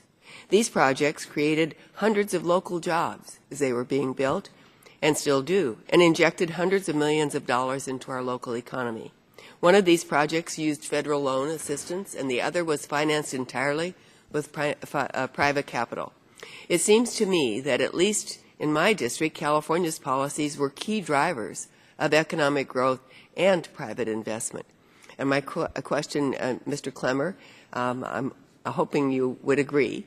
I'm assuming you would, but I wanted you to talk briefly about the ways that government policies can support renewables and impact private investments in renewable energy projects. How is this partnership going to work? Thanks. Yeah, good question. So, yeah, I mean, I would agree, as my testimony alluded to, that projects like that in California and other states around the country are being driven in large part by state renewable electricity standards, which have been beneficial in not only deploying the technologies but driving down the cost. And we've seen that dramatically with wind and solar PV in particular, that's happening. The federal policies, I think, to learn from the states is we need long-term, stable, predictable policies to facilitate that investment, to continue to invest in manufacturing. The production tax credit has been a good policy, but the short-term extensions of it has created a boom-bust cycle that has not been good for the industry. Yeah. We need something that's longer-term, whether that be longer-term tax credit, whether that be a national renewable standard, is something we've been advocating for years, where UCS and EIA have done many analyses over the last 15 years showing large national benefits to adopting a national renewable standards. I agree with you. And I have a question now for you, Mr. Nadal. My district has also seen significant economic benefits from California's strong energy efficiency standards. These standards have driven researchers and entrepreneurs to innovate and develop new products to meet these standards. We have at my home institution, UC Santa Barbara, the Institute for Energy Efficiency, which is dedicated entirely to developing cutting-edge energy efficiency technologies. And we also have a private company, for example, like Transform, which is a global leader in energy-efficient power conversion technologies. I believe there's a clear link between strong energy efficiency standards and innovation. So can you elaborate on this? I have a little bit of time left. How do innovators benefit from strong energy efficiency standards? Is this the winning path for the future? Yes, we do believe there is.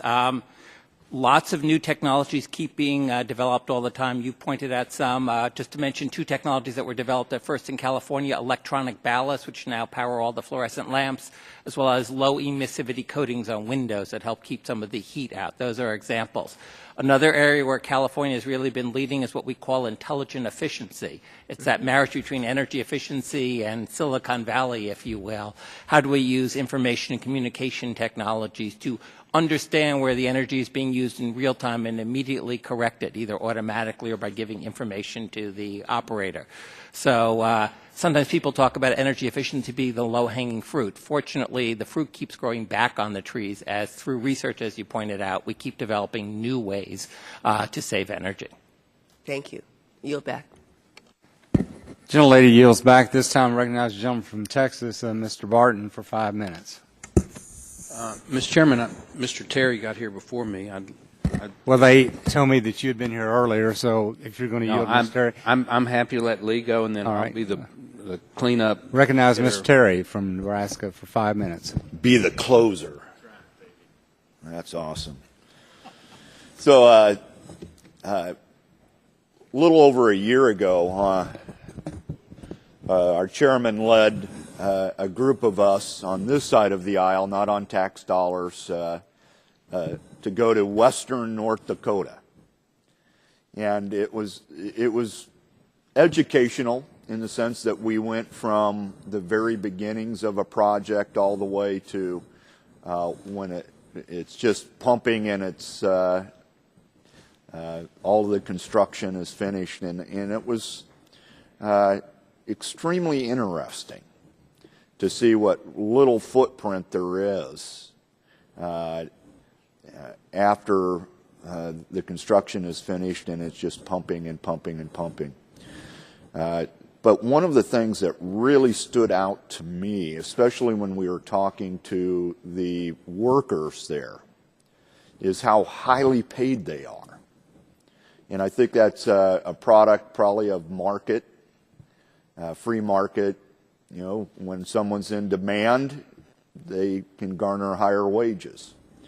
But as Ed can testify to, we were being told that just a lumper that unloads and loads trucks for a warehouse in that area of North Dakota earns $60,000 to start. We talked to some of the folks that were putting together the drilling rig, and they were in the six figures. So it's incredible to me the high wages and the number and volume of young people, men and women, that are there for the good wages. And I think that's one of the things that we don't think about when we talk about the gas and oil production in the United States, is it is a way of elevating lower income workers to higher wages. And Frank, it's interesting that a machine operator is making is making 80% of what a United States Congress is making. That's awesome. So, Mr. Polzin, your area of expertise is in the economics that this brings. Looking at something like Pennsylvania and North Dakota and the economic driver of the oil boom and gas boom, can you tell us what impacts that really has not only on the local economy, the state economy, but the national economy?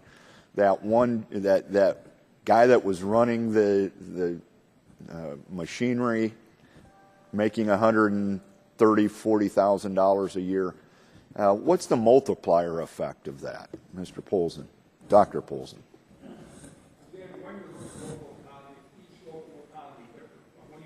Microphone. When you look at a local economy, the actual impact will vary depending on a number of factors. But the real specific question is, what is the multiplier for an oil and gas job? I'd have to go back and look it up, but I think it's somewhere around 2.5 or 2.8. That sounds lower than a turnover ratio of 7 or something like that, which really has no exact meaning. But that 2.5, 2.7 comes out of a number of economic models, one called Implan. And I think that's a pretty solid figure. So you're looking at an additional 1.8 jobs for every oil and gas job.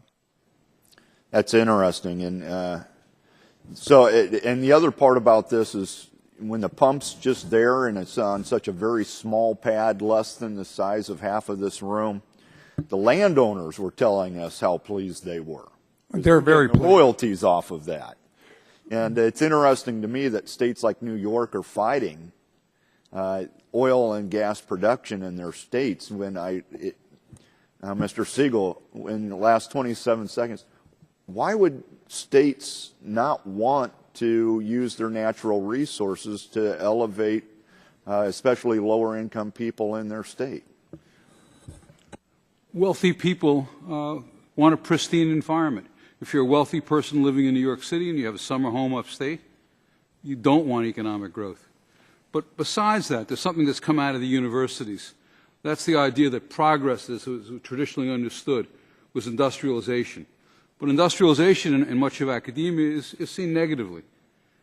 It's seen as producing the effluviance of modern economic society. And there's a desire to avoid that.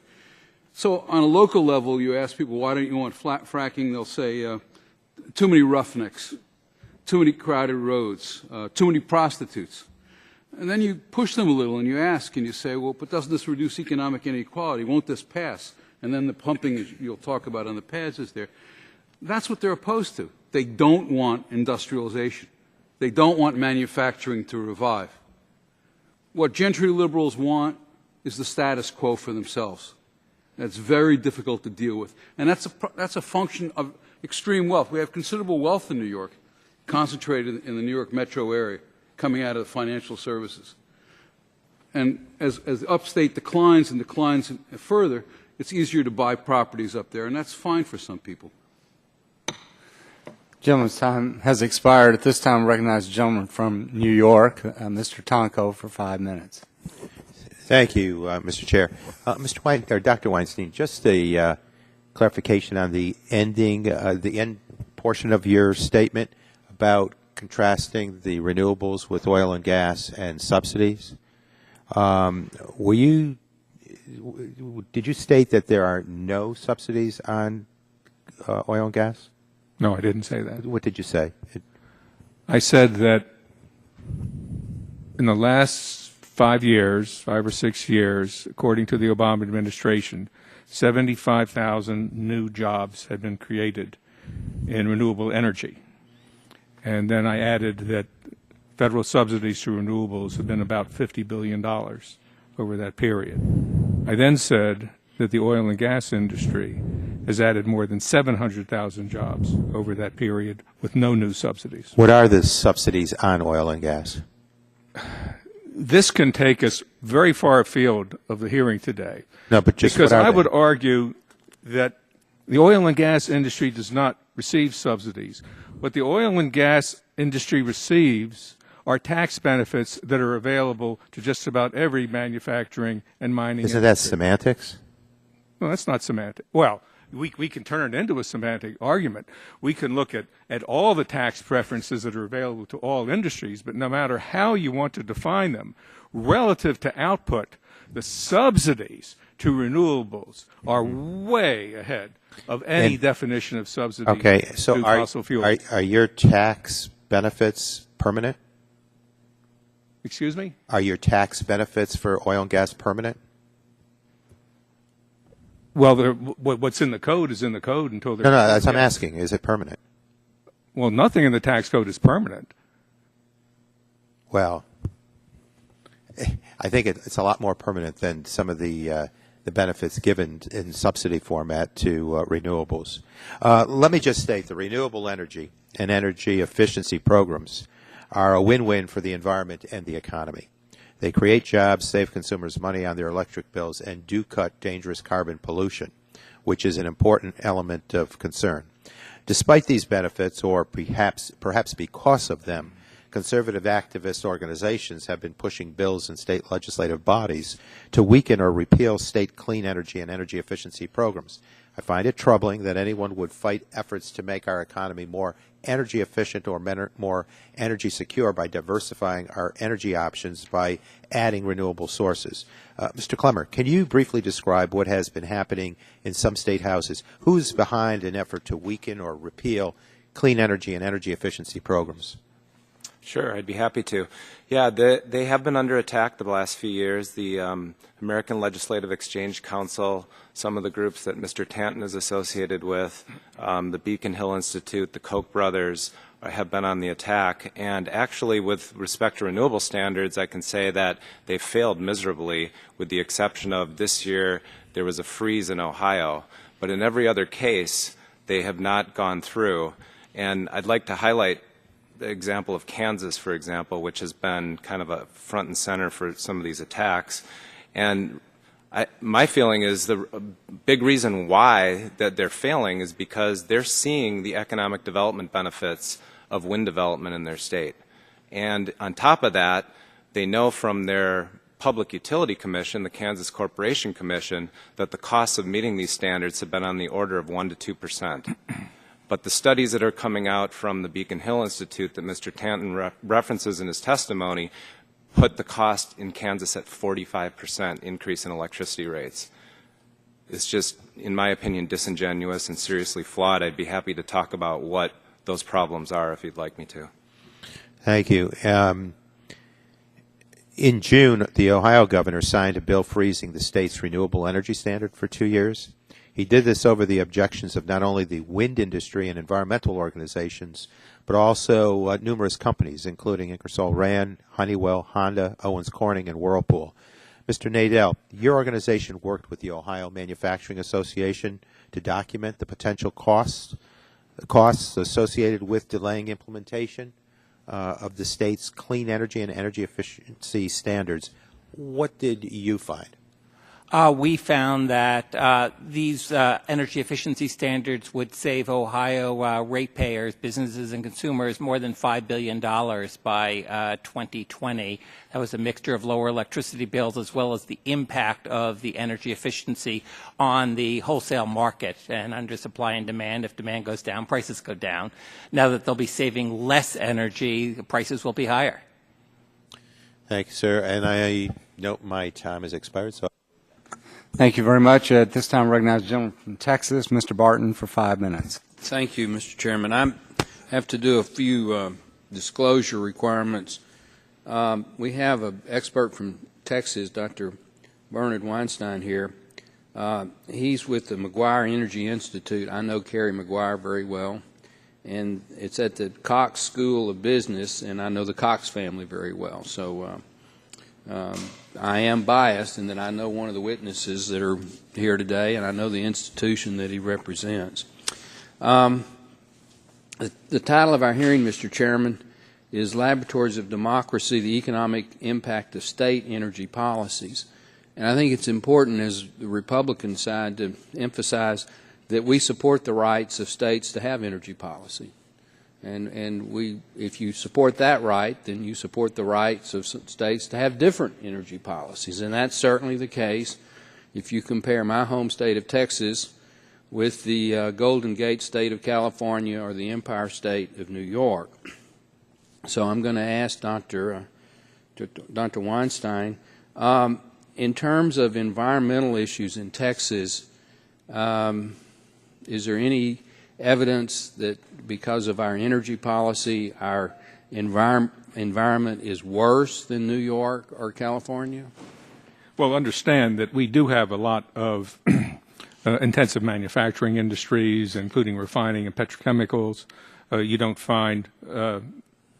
find industries of that nature prevalent in New York State, at least not to the degree we have in Texas. So, in that sense, yes, we have more challenges. We're in attainment in Texas on all air quality standards. The DFW area and the Houston area have been in non-attainment, but under current law, current standards, we are in attainment. If they tighten them up even tighter for ozone, we might go back into non-attainment, but certainly we're nowhere near non-attainment status of, say, the Los Angeles Basin, which has got the worst air quality in the country for 30 years in a row, and looks like they're going to keep that for another 10 or 15 years. So I'm not aware of any outstanding environmental issues that put us being Texas, lower in the pecking order than the other urbanized states like California, New York, Florida, that are, highly populated. Well, no, I agree, but the point I was trying to make is that despite the fact that we do have a lot of heavy industry, we have been able to maintain compliance, with EPA standards across the state, and by just about any measure you want to use, whether we're talking about air quality, water quality, any other measure of environmental quality, it is improving in Texas, even as energy production increases. We say in Texas that we've created more jobs the last 10 years than the rest of the country combined. Is that a true statement? Well, not quite. I'll put it this way. Well, compare us to California. California is the most populous state. Texas is number 2. Yeah, I think, let me check my notes. I said earlier that in the last 18 months, Texas has added 548,000 jobs. That's in 18 months. You know what California's added? California, which is half again as large as Texas, has only added 322,000 jobs over the last 6 years. So there's really no comparison in terms of job growth. As a general statement, it's fair to say that Texas has created more jobs than California. Oh, yes, by far. Unless you go back 100 years or something, or go back to 1849.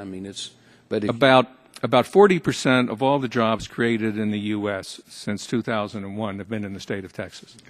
Do you know what the average electricity price in California is compared to the average electricity price in Texas?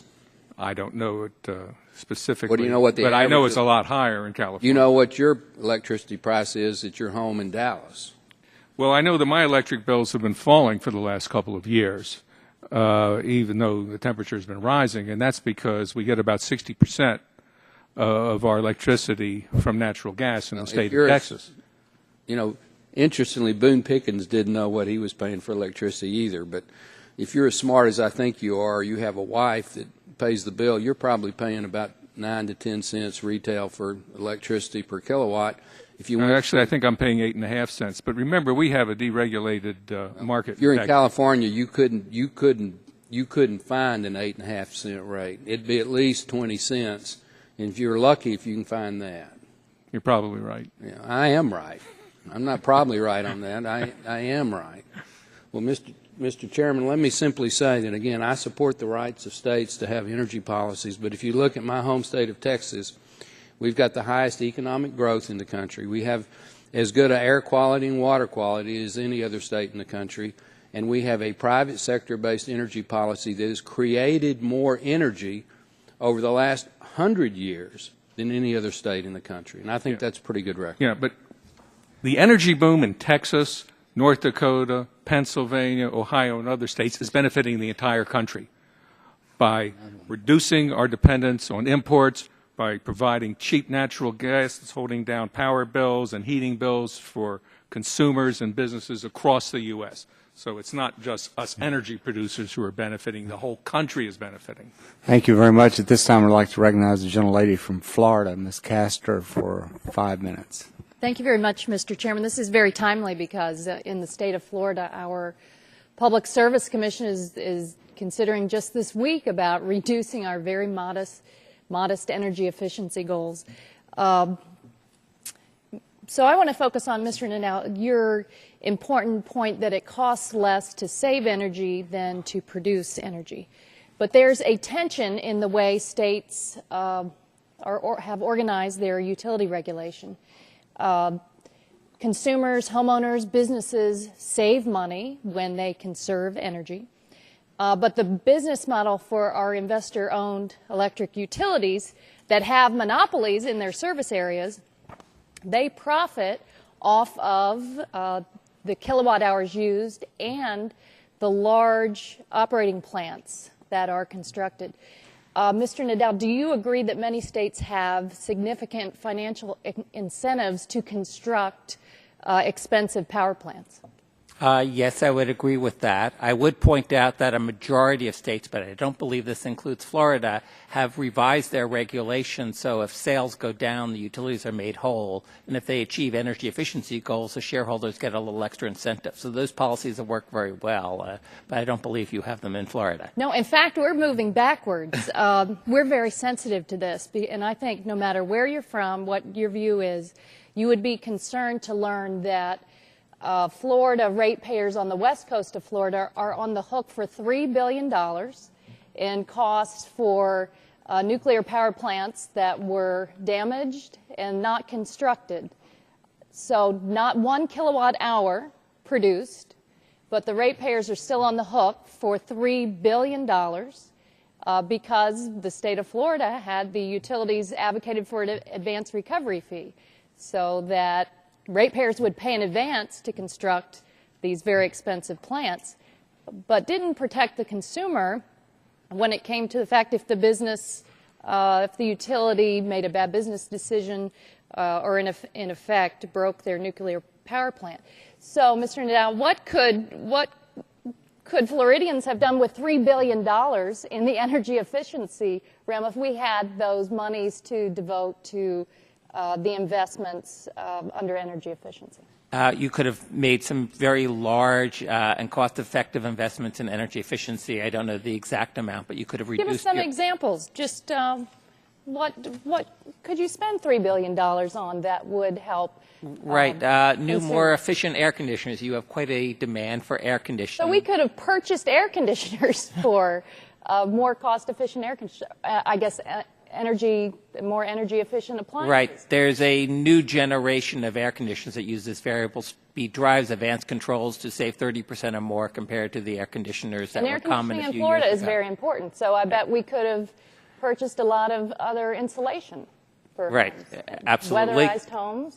Yep, you could have helped your industry. You do have quite a bit of industry, as one of the other witnesses pointed out, and helped them to be more efficient and more competitive. Well, that sounds like a huge job creator. If I could get a lot of folks working at home in construction and weatherizing homes and installing installation and all of these appliances. Do you agree? Yes, no, I agree. No, energy efficiency does tend to be the low-cost resource. I would say the majority of utilities around the country have been very supportive of energy efficiency. I wouldn't count the Florida utilities among them. Yeah, so what do we do with this outdated business model? If all of the incentives are on kilowatt hours produced and building large, expensive power plants, it would seem like, especially with the challenges of the changing climate, we've got to begin to look at a more modern business model for our utilities. So maybe there's an incentive to make a little money on promoting conservation. Yeah, no, I agree. As I mentioned briefly, the majority of states now have adjustments to rates. So if sales go down, utilities can recover their fixed costs. They don't have to eat them. And also that they give the shareholders incentives if they meet their energy-saving goals. So these are very modest cost adjustments, but they make it in the business interest of the utility to do what is in the ratepayer interest. Thank you very much. Gentlelady yields back. This time recognize the gentleman from Illinois, Mr. Kinzinger, for 5 minutes. Well, thank you, Mr. Chairman, and thank you all for being here and providing us with some great testimony. We've been discussing, obviously, and I'm going to ask this of Mr. Tanton. Mr. Clemmer suggests that the federal government should establish a federal mandate that requires electric utilities to procure at least 25% of their power from renewable resources by 2025. A very similar mandate was instituted in my home state of Illinois in 2007 to demand almost this exact thing through a program called the Renewable Portfolio Standard. This program specifically mandated that 25% of the electricity sales in Illinois come from renewable resources by 2026, but it has since faltered dramatically with the Illinois legislature, which, by the way, is overwhelmingly Democrat, coming to the conclusion this past spring that they should look at reversing this detrimental program. In addition to this, just last month, the Beacon Hill Institute at Suffolk University released a study on the potential impacts of the RFS in Illinois. And here are just a few of the negative impacts, or RPS, I'm sorry, the negative impacts that this mandate will have on Illinois families going forward. The RPS mandate will cost Illinois electricity customers an additional $4.5 billion over current prices from 2014 to 2026. Disposable income will drop by an expected $793 million. The Illinois economy, already suffering very drastically by our government in Springfield, will shed some 8,000 jobs. And some industrial businesses will see costs rise by nearly 300,000. Mr. Tanton, I see that you've done some of your own work and analysis of California's policies on the topics. What do you think the impact of a federal mandate on this issue would be to the average American should a federal mandate such as this be put in place? It would be devastating. Anybody that argues that prices go down or stability increases as a result of renewable portfolio standards is being disingenuous. If the renewables were more cost effective, they would be adopted by the market, period. There's not a lot of irrational business leaders. The renewable portfolio standard tries to force fit something in where it doesn't. It recognizes the energy but not the capacity needs of a grid. I've studied California, I've studied many other states, I've worked internationally. We see, in fact, FERC's own data shows that the states with the renewable portfolio standards have seen more rapid increase in electricity prices than states without them. That's a fact.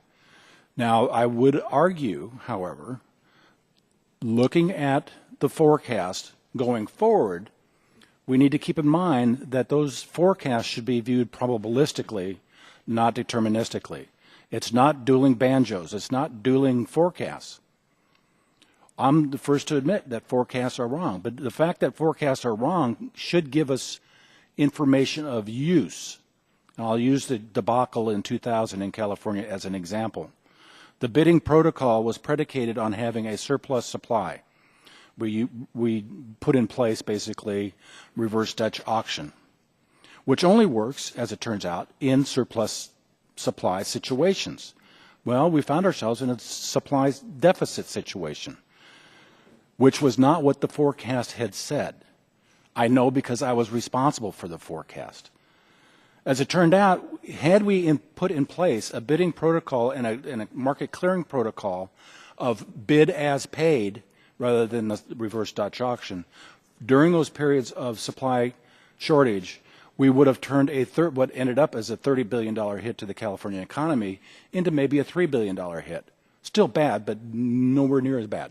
Right. And in just the 55 seconds I have left, what can the federal government do or do better to help states in designing and implementing their own energy policies?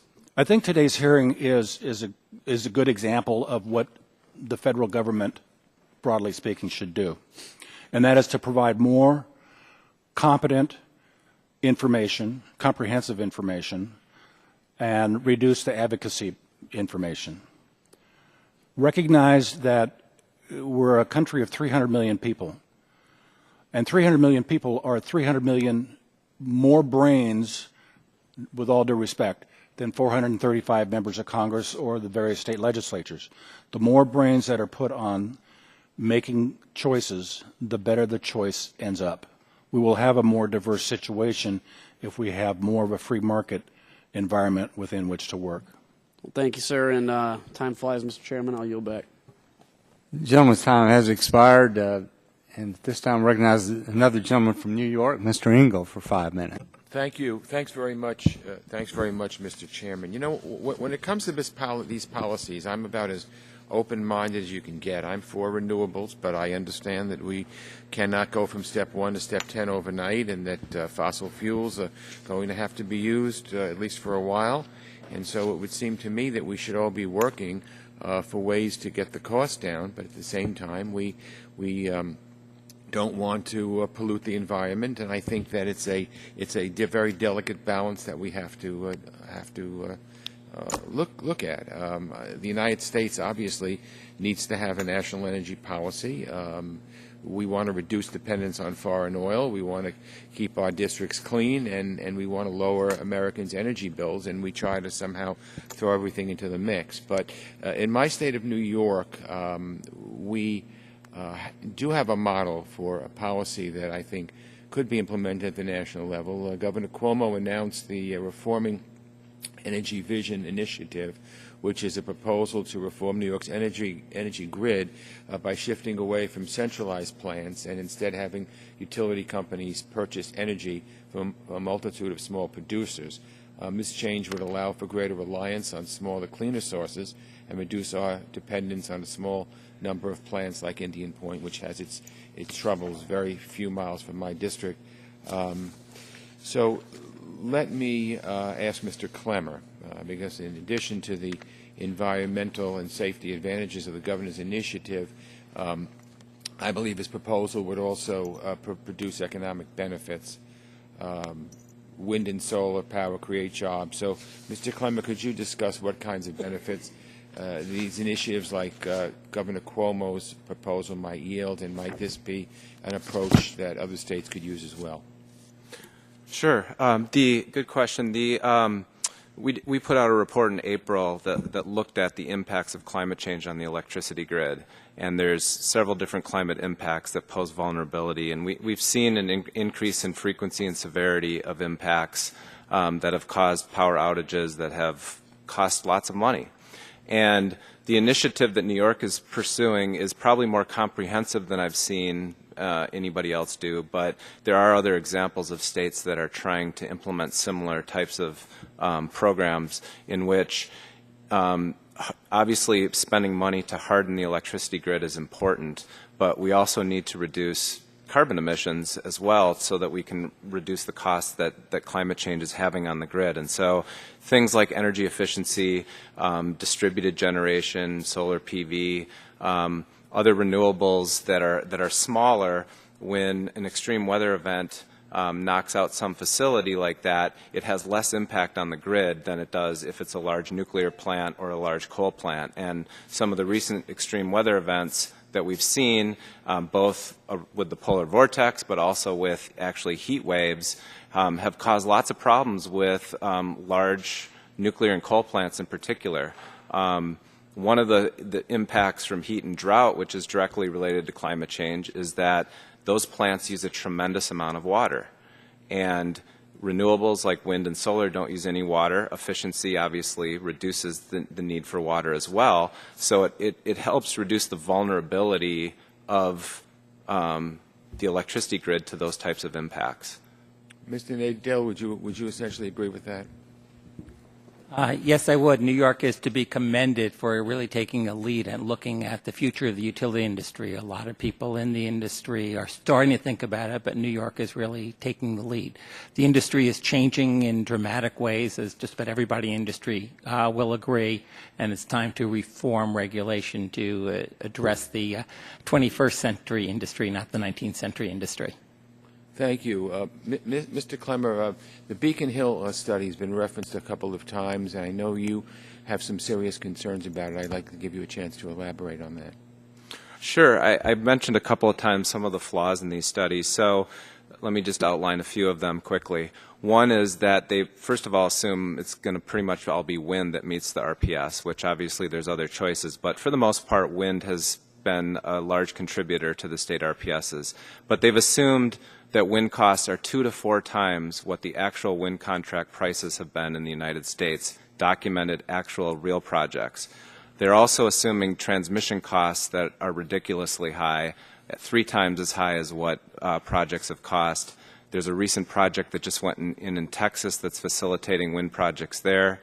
The assumptions that they make around the impact of integrating wind, which Mr. Tanton has referred to several times, are way overblown. Wind does not need one-to-one backup for all of its generation. It does provide mostly energy to the system, as he said, but there's been studies by regional grid operators, utilities all over the country looking at 20 to 30% renewables from variable sources that have shown very small costs for doing that, because we, utility grid operators, have been doing this for decades. They have to manage the variability that comes from demand, from other power sources going offline, and there's systems are built to accommodate that. And so as we move towards more natural gas, that actually increases the flexibility on the grid to accommodate more renewables. And so those are just some of the assumptions that lead to really high cost estimates from their studies. Thank you. Can I respond a little bit? Yes. I think too often people equate price with cost. Yes, the prices paid to wind developers are low, but that doesn't mean that the costs are low, because other people are paying the cost. We refer to transmission costs, but keep in mind when the capacity factor for wind is only 30%, the capacity factor for that associated transmission is also only 30%. That will easily triple your per kilowatt hour transmitted cost.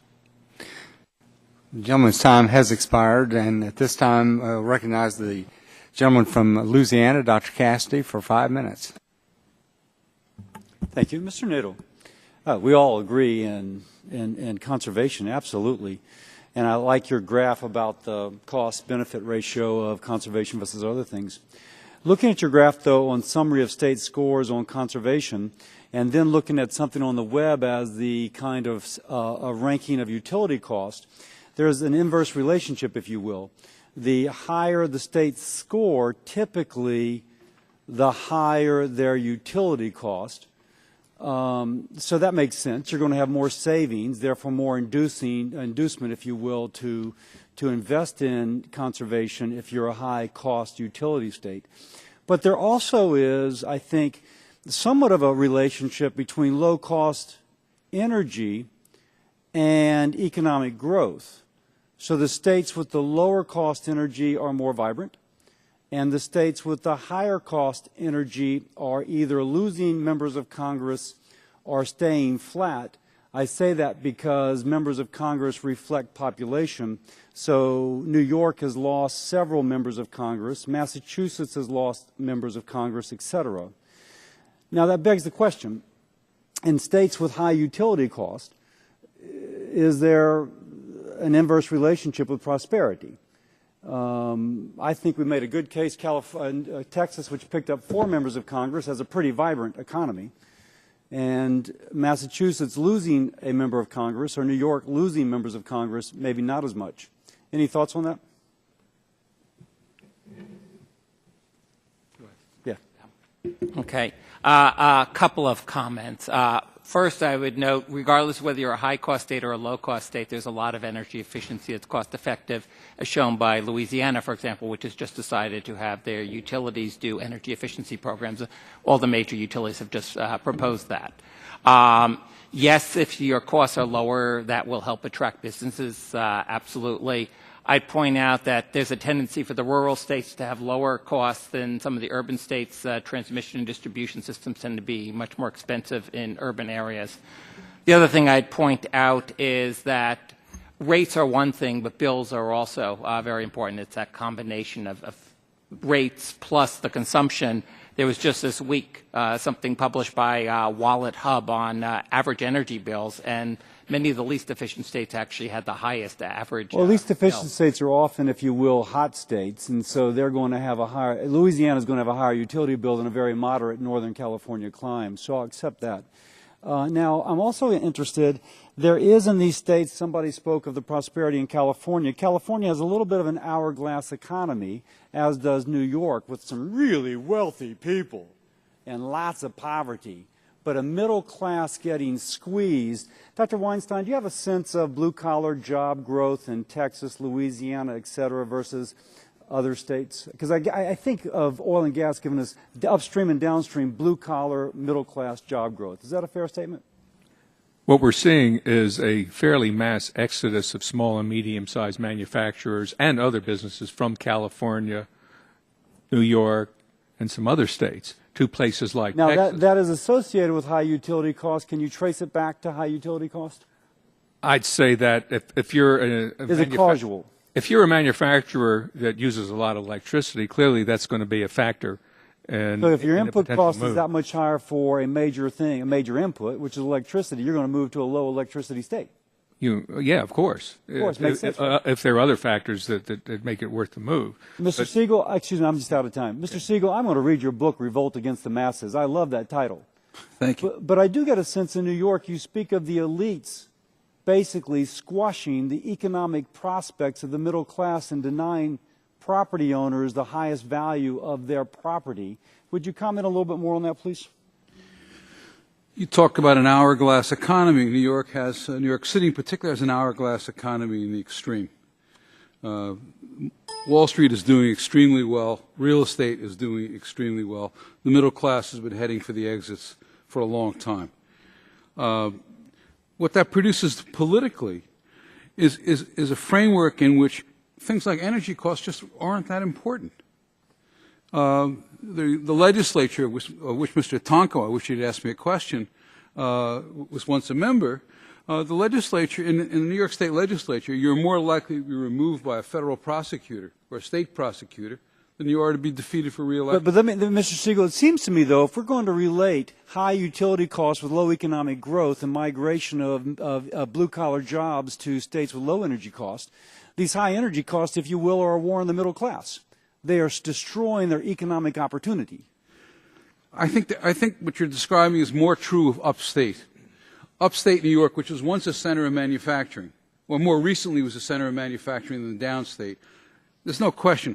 And now I'm just anecdotally, you'll talk to people who are considering moving to New York State because the water, there's tremendous water available to New York, and Sematech, and so the chip industry to have this inexpensive water is enormously useful. However, energy costs in New York are on average twice the national average. That simply drives people out. In the city, this is not a problem. In the city, it's the cost of living more generally that drives the middle class. What's fascinating to me is why it is that so many people from New York have no interest in the loss of the middle class. Because they're unaffected, I'll finish by saying blue-collar workers traditionally employed in mining, manufacturing, and construction. And I will say that energy obviously creates lots of mining jobs, which I just learned tends to, or I've already known but affirmed, It tends to create manufacture. Mining begats manufacturing because low energy costs create that, and more manufacturing begats more construction. It seems we have a jobs program, Mr. Whitfield, and that is more use of America's natural resources. Thank you. Dr. Cassidy, thank you very much, and that concludes today's hearing. I want to thank all of you who participated in our panel, and I know many of you came from long distances, and it's a very important issue, and we appreciate your taking time to be with us and giving us your views and responding to our questions. And with that, we'll conclude today's hearing. The record will remain open for 10 days for any additional materials, and I want to thank you all once again, and we look forward to working with you as we move forward to address these issues. Thank you very much. Today's hearing is concluded.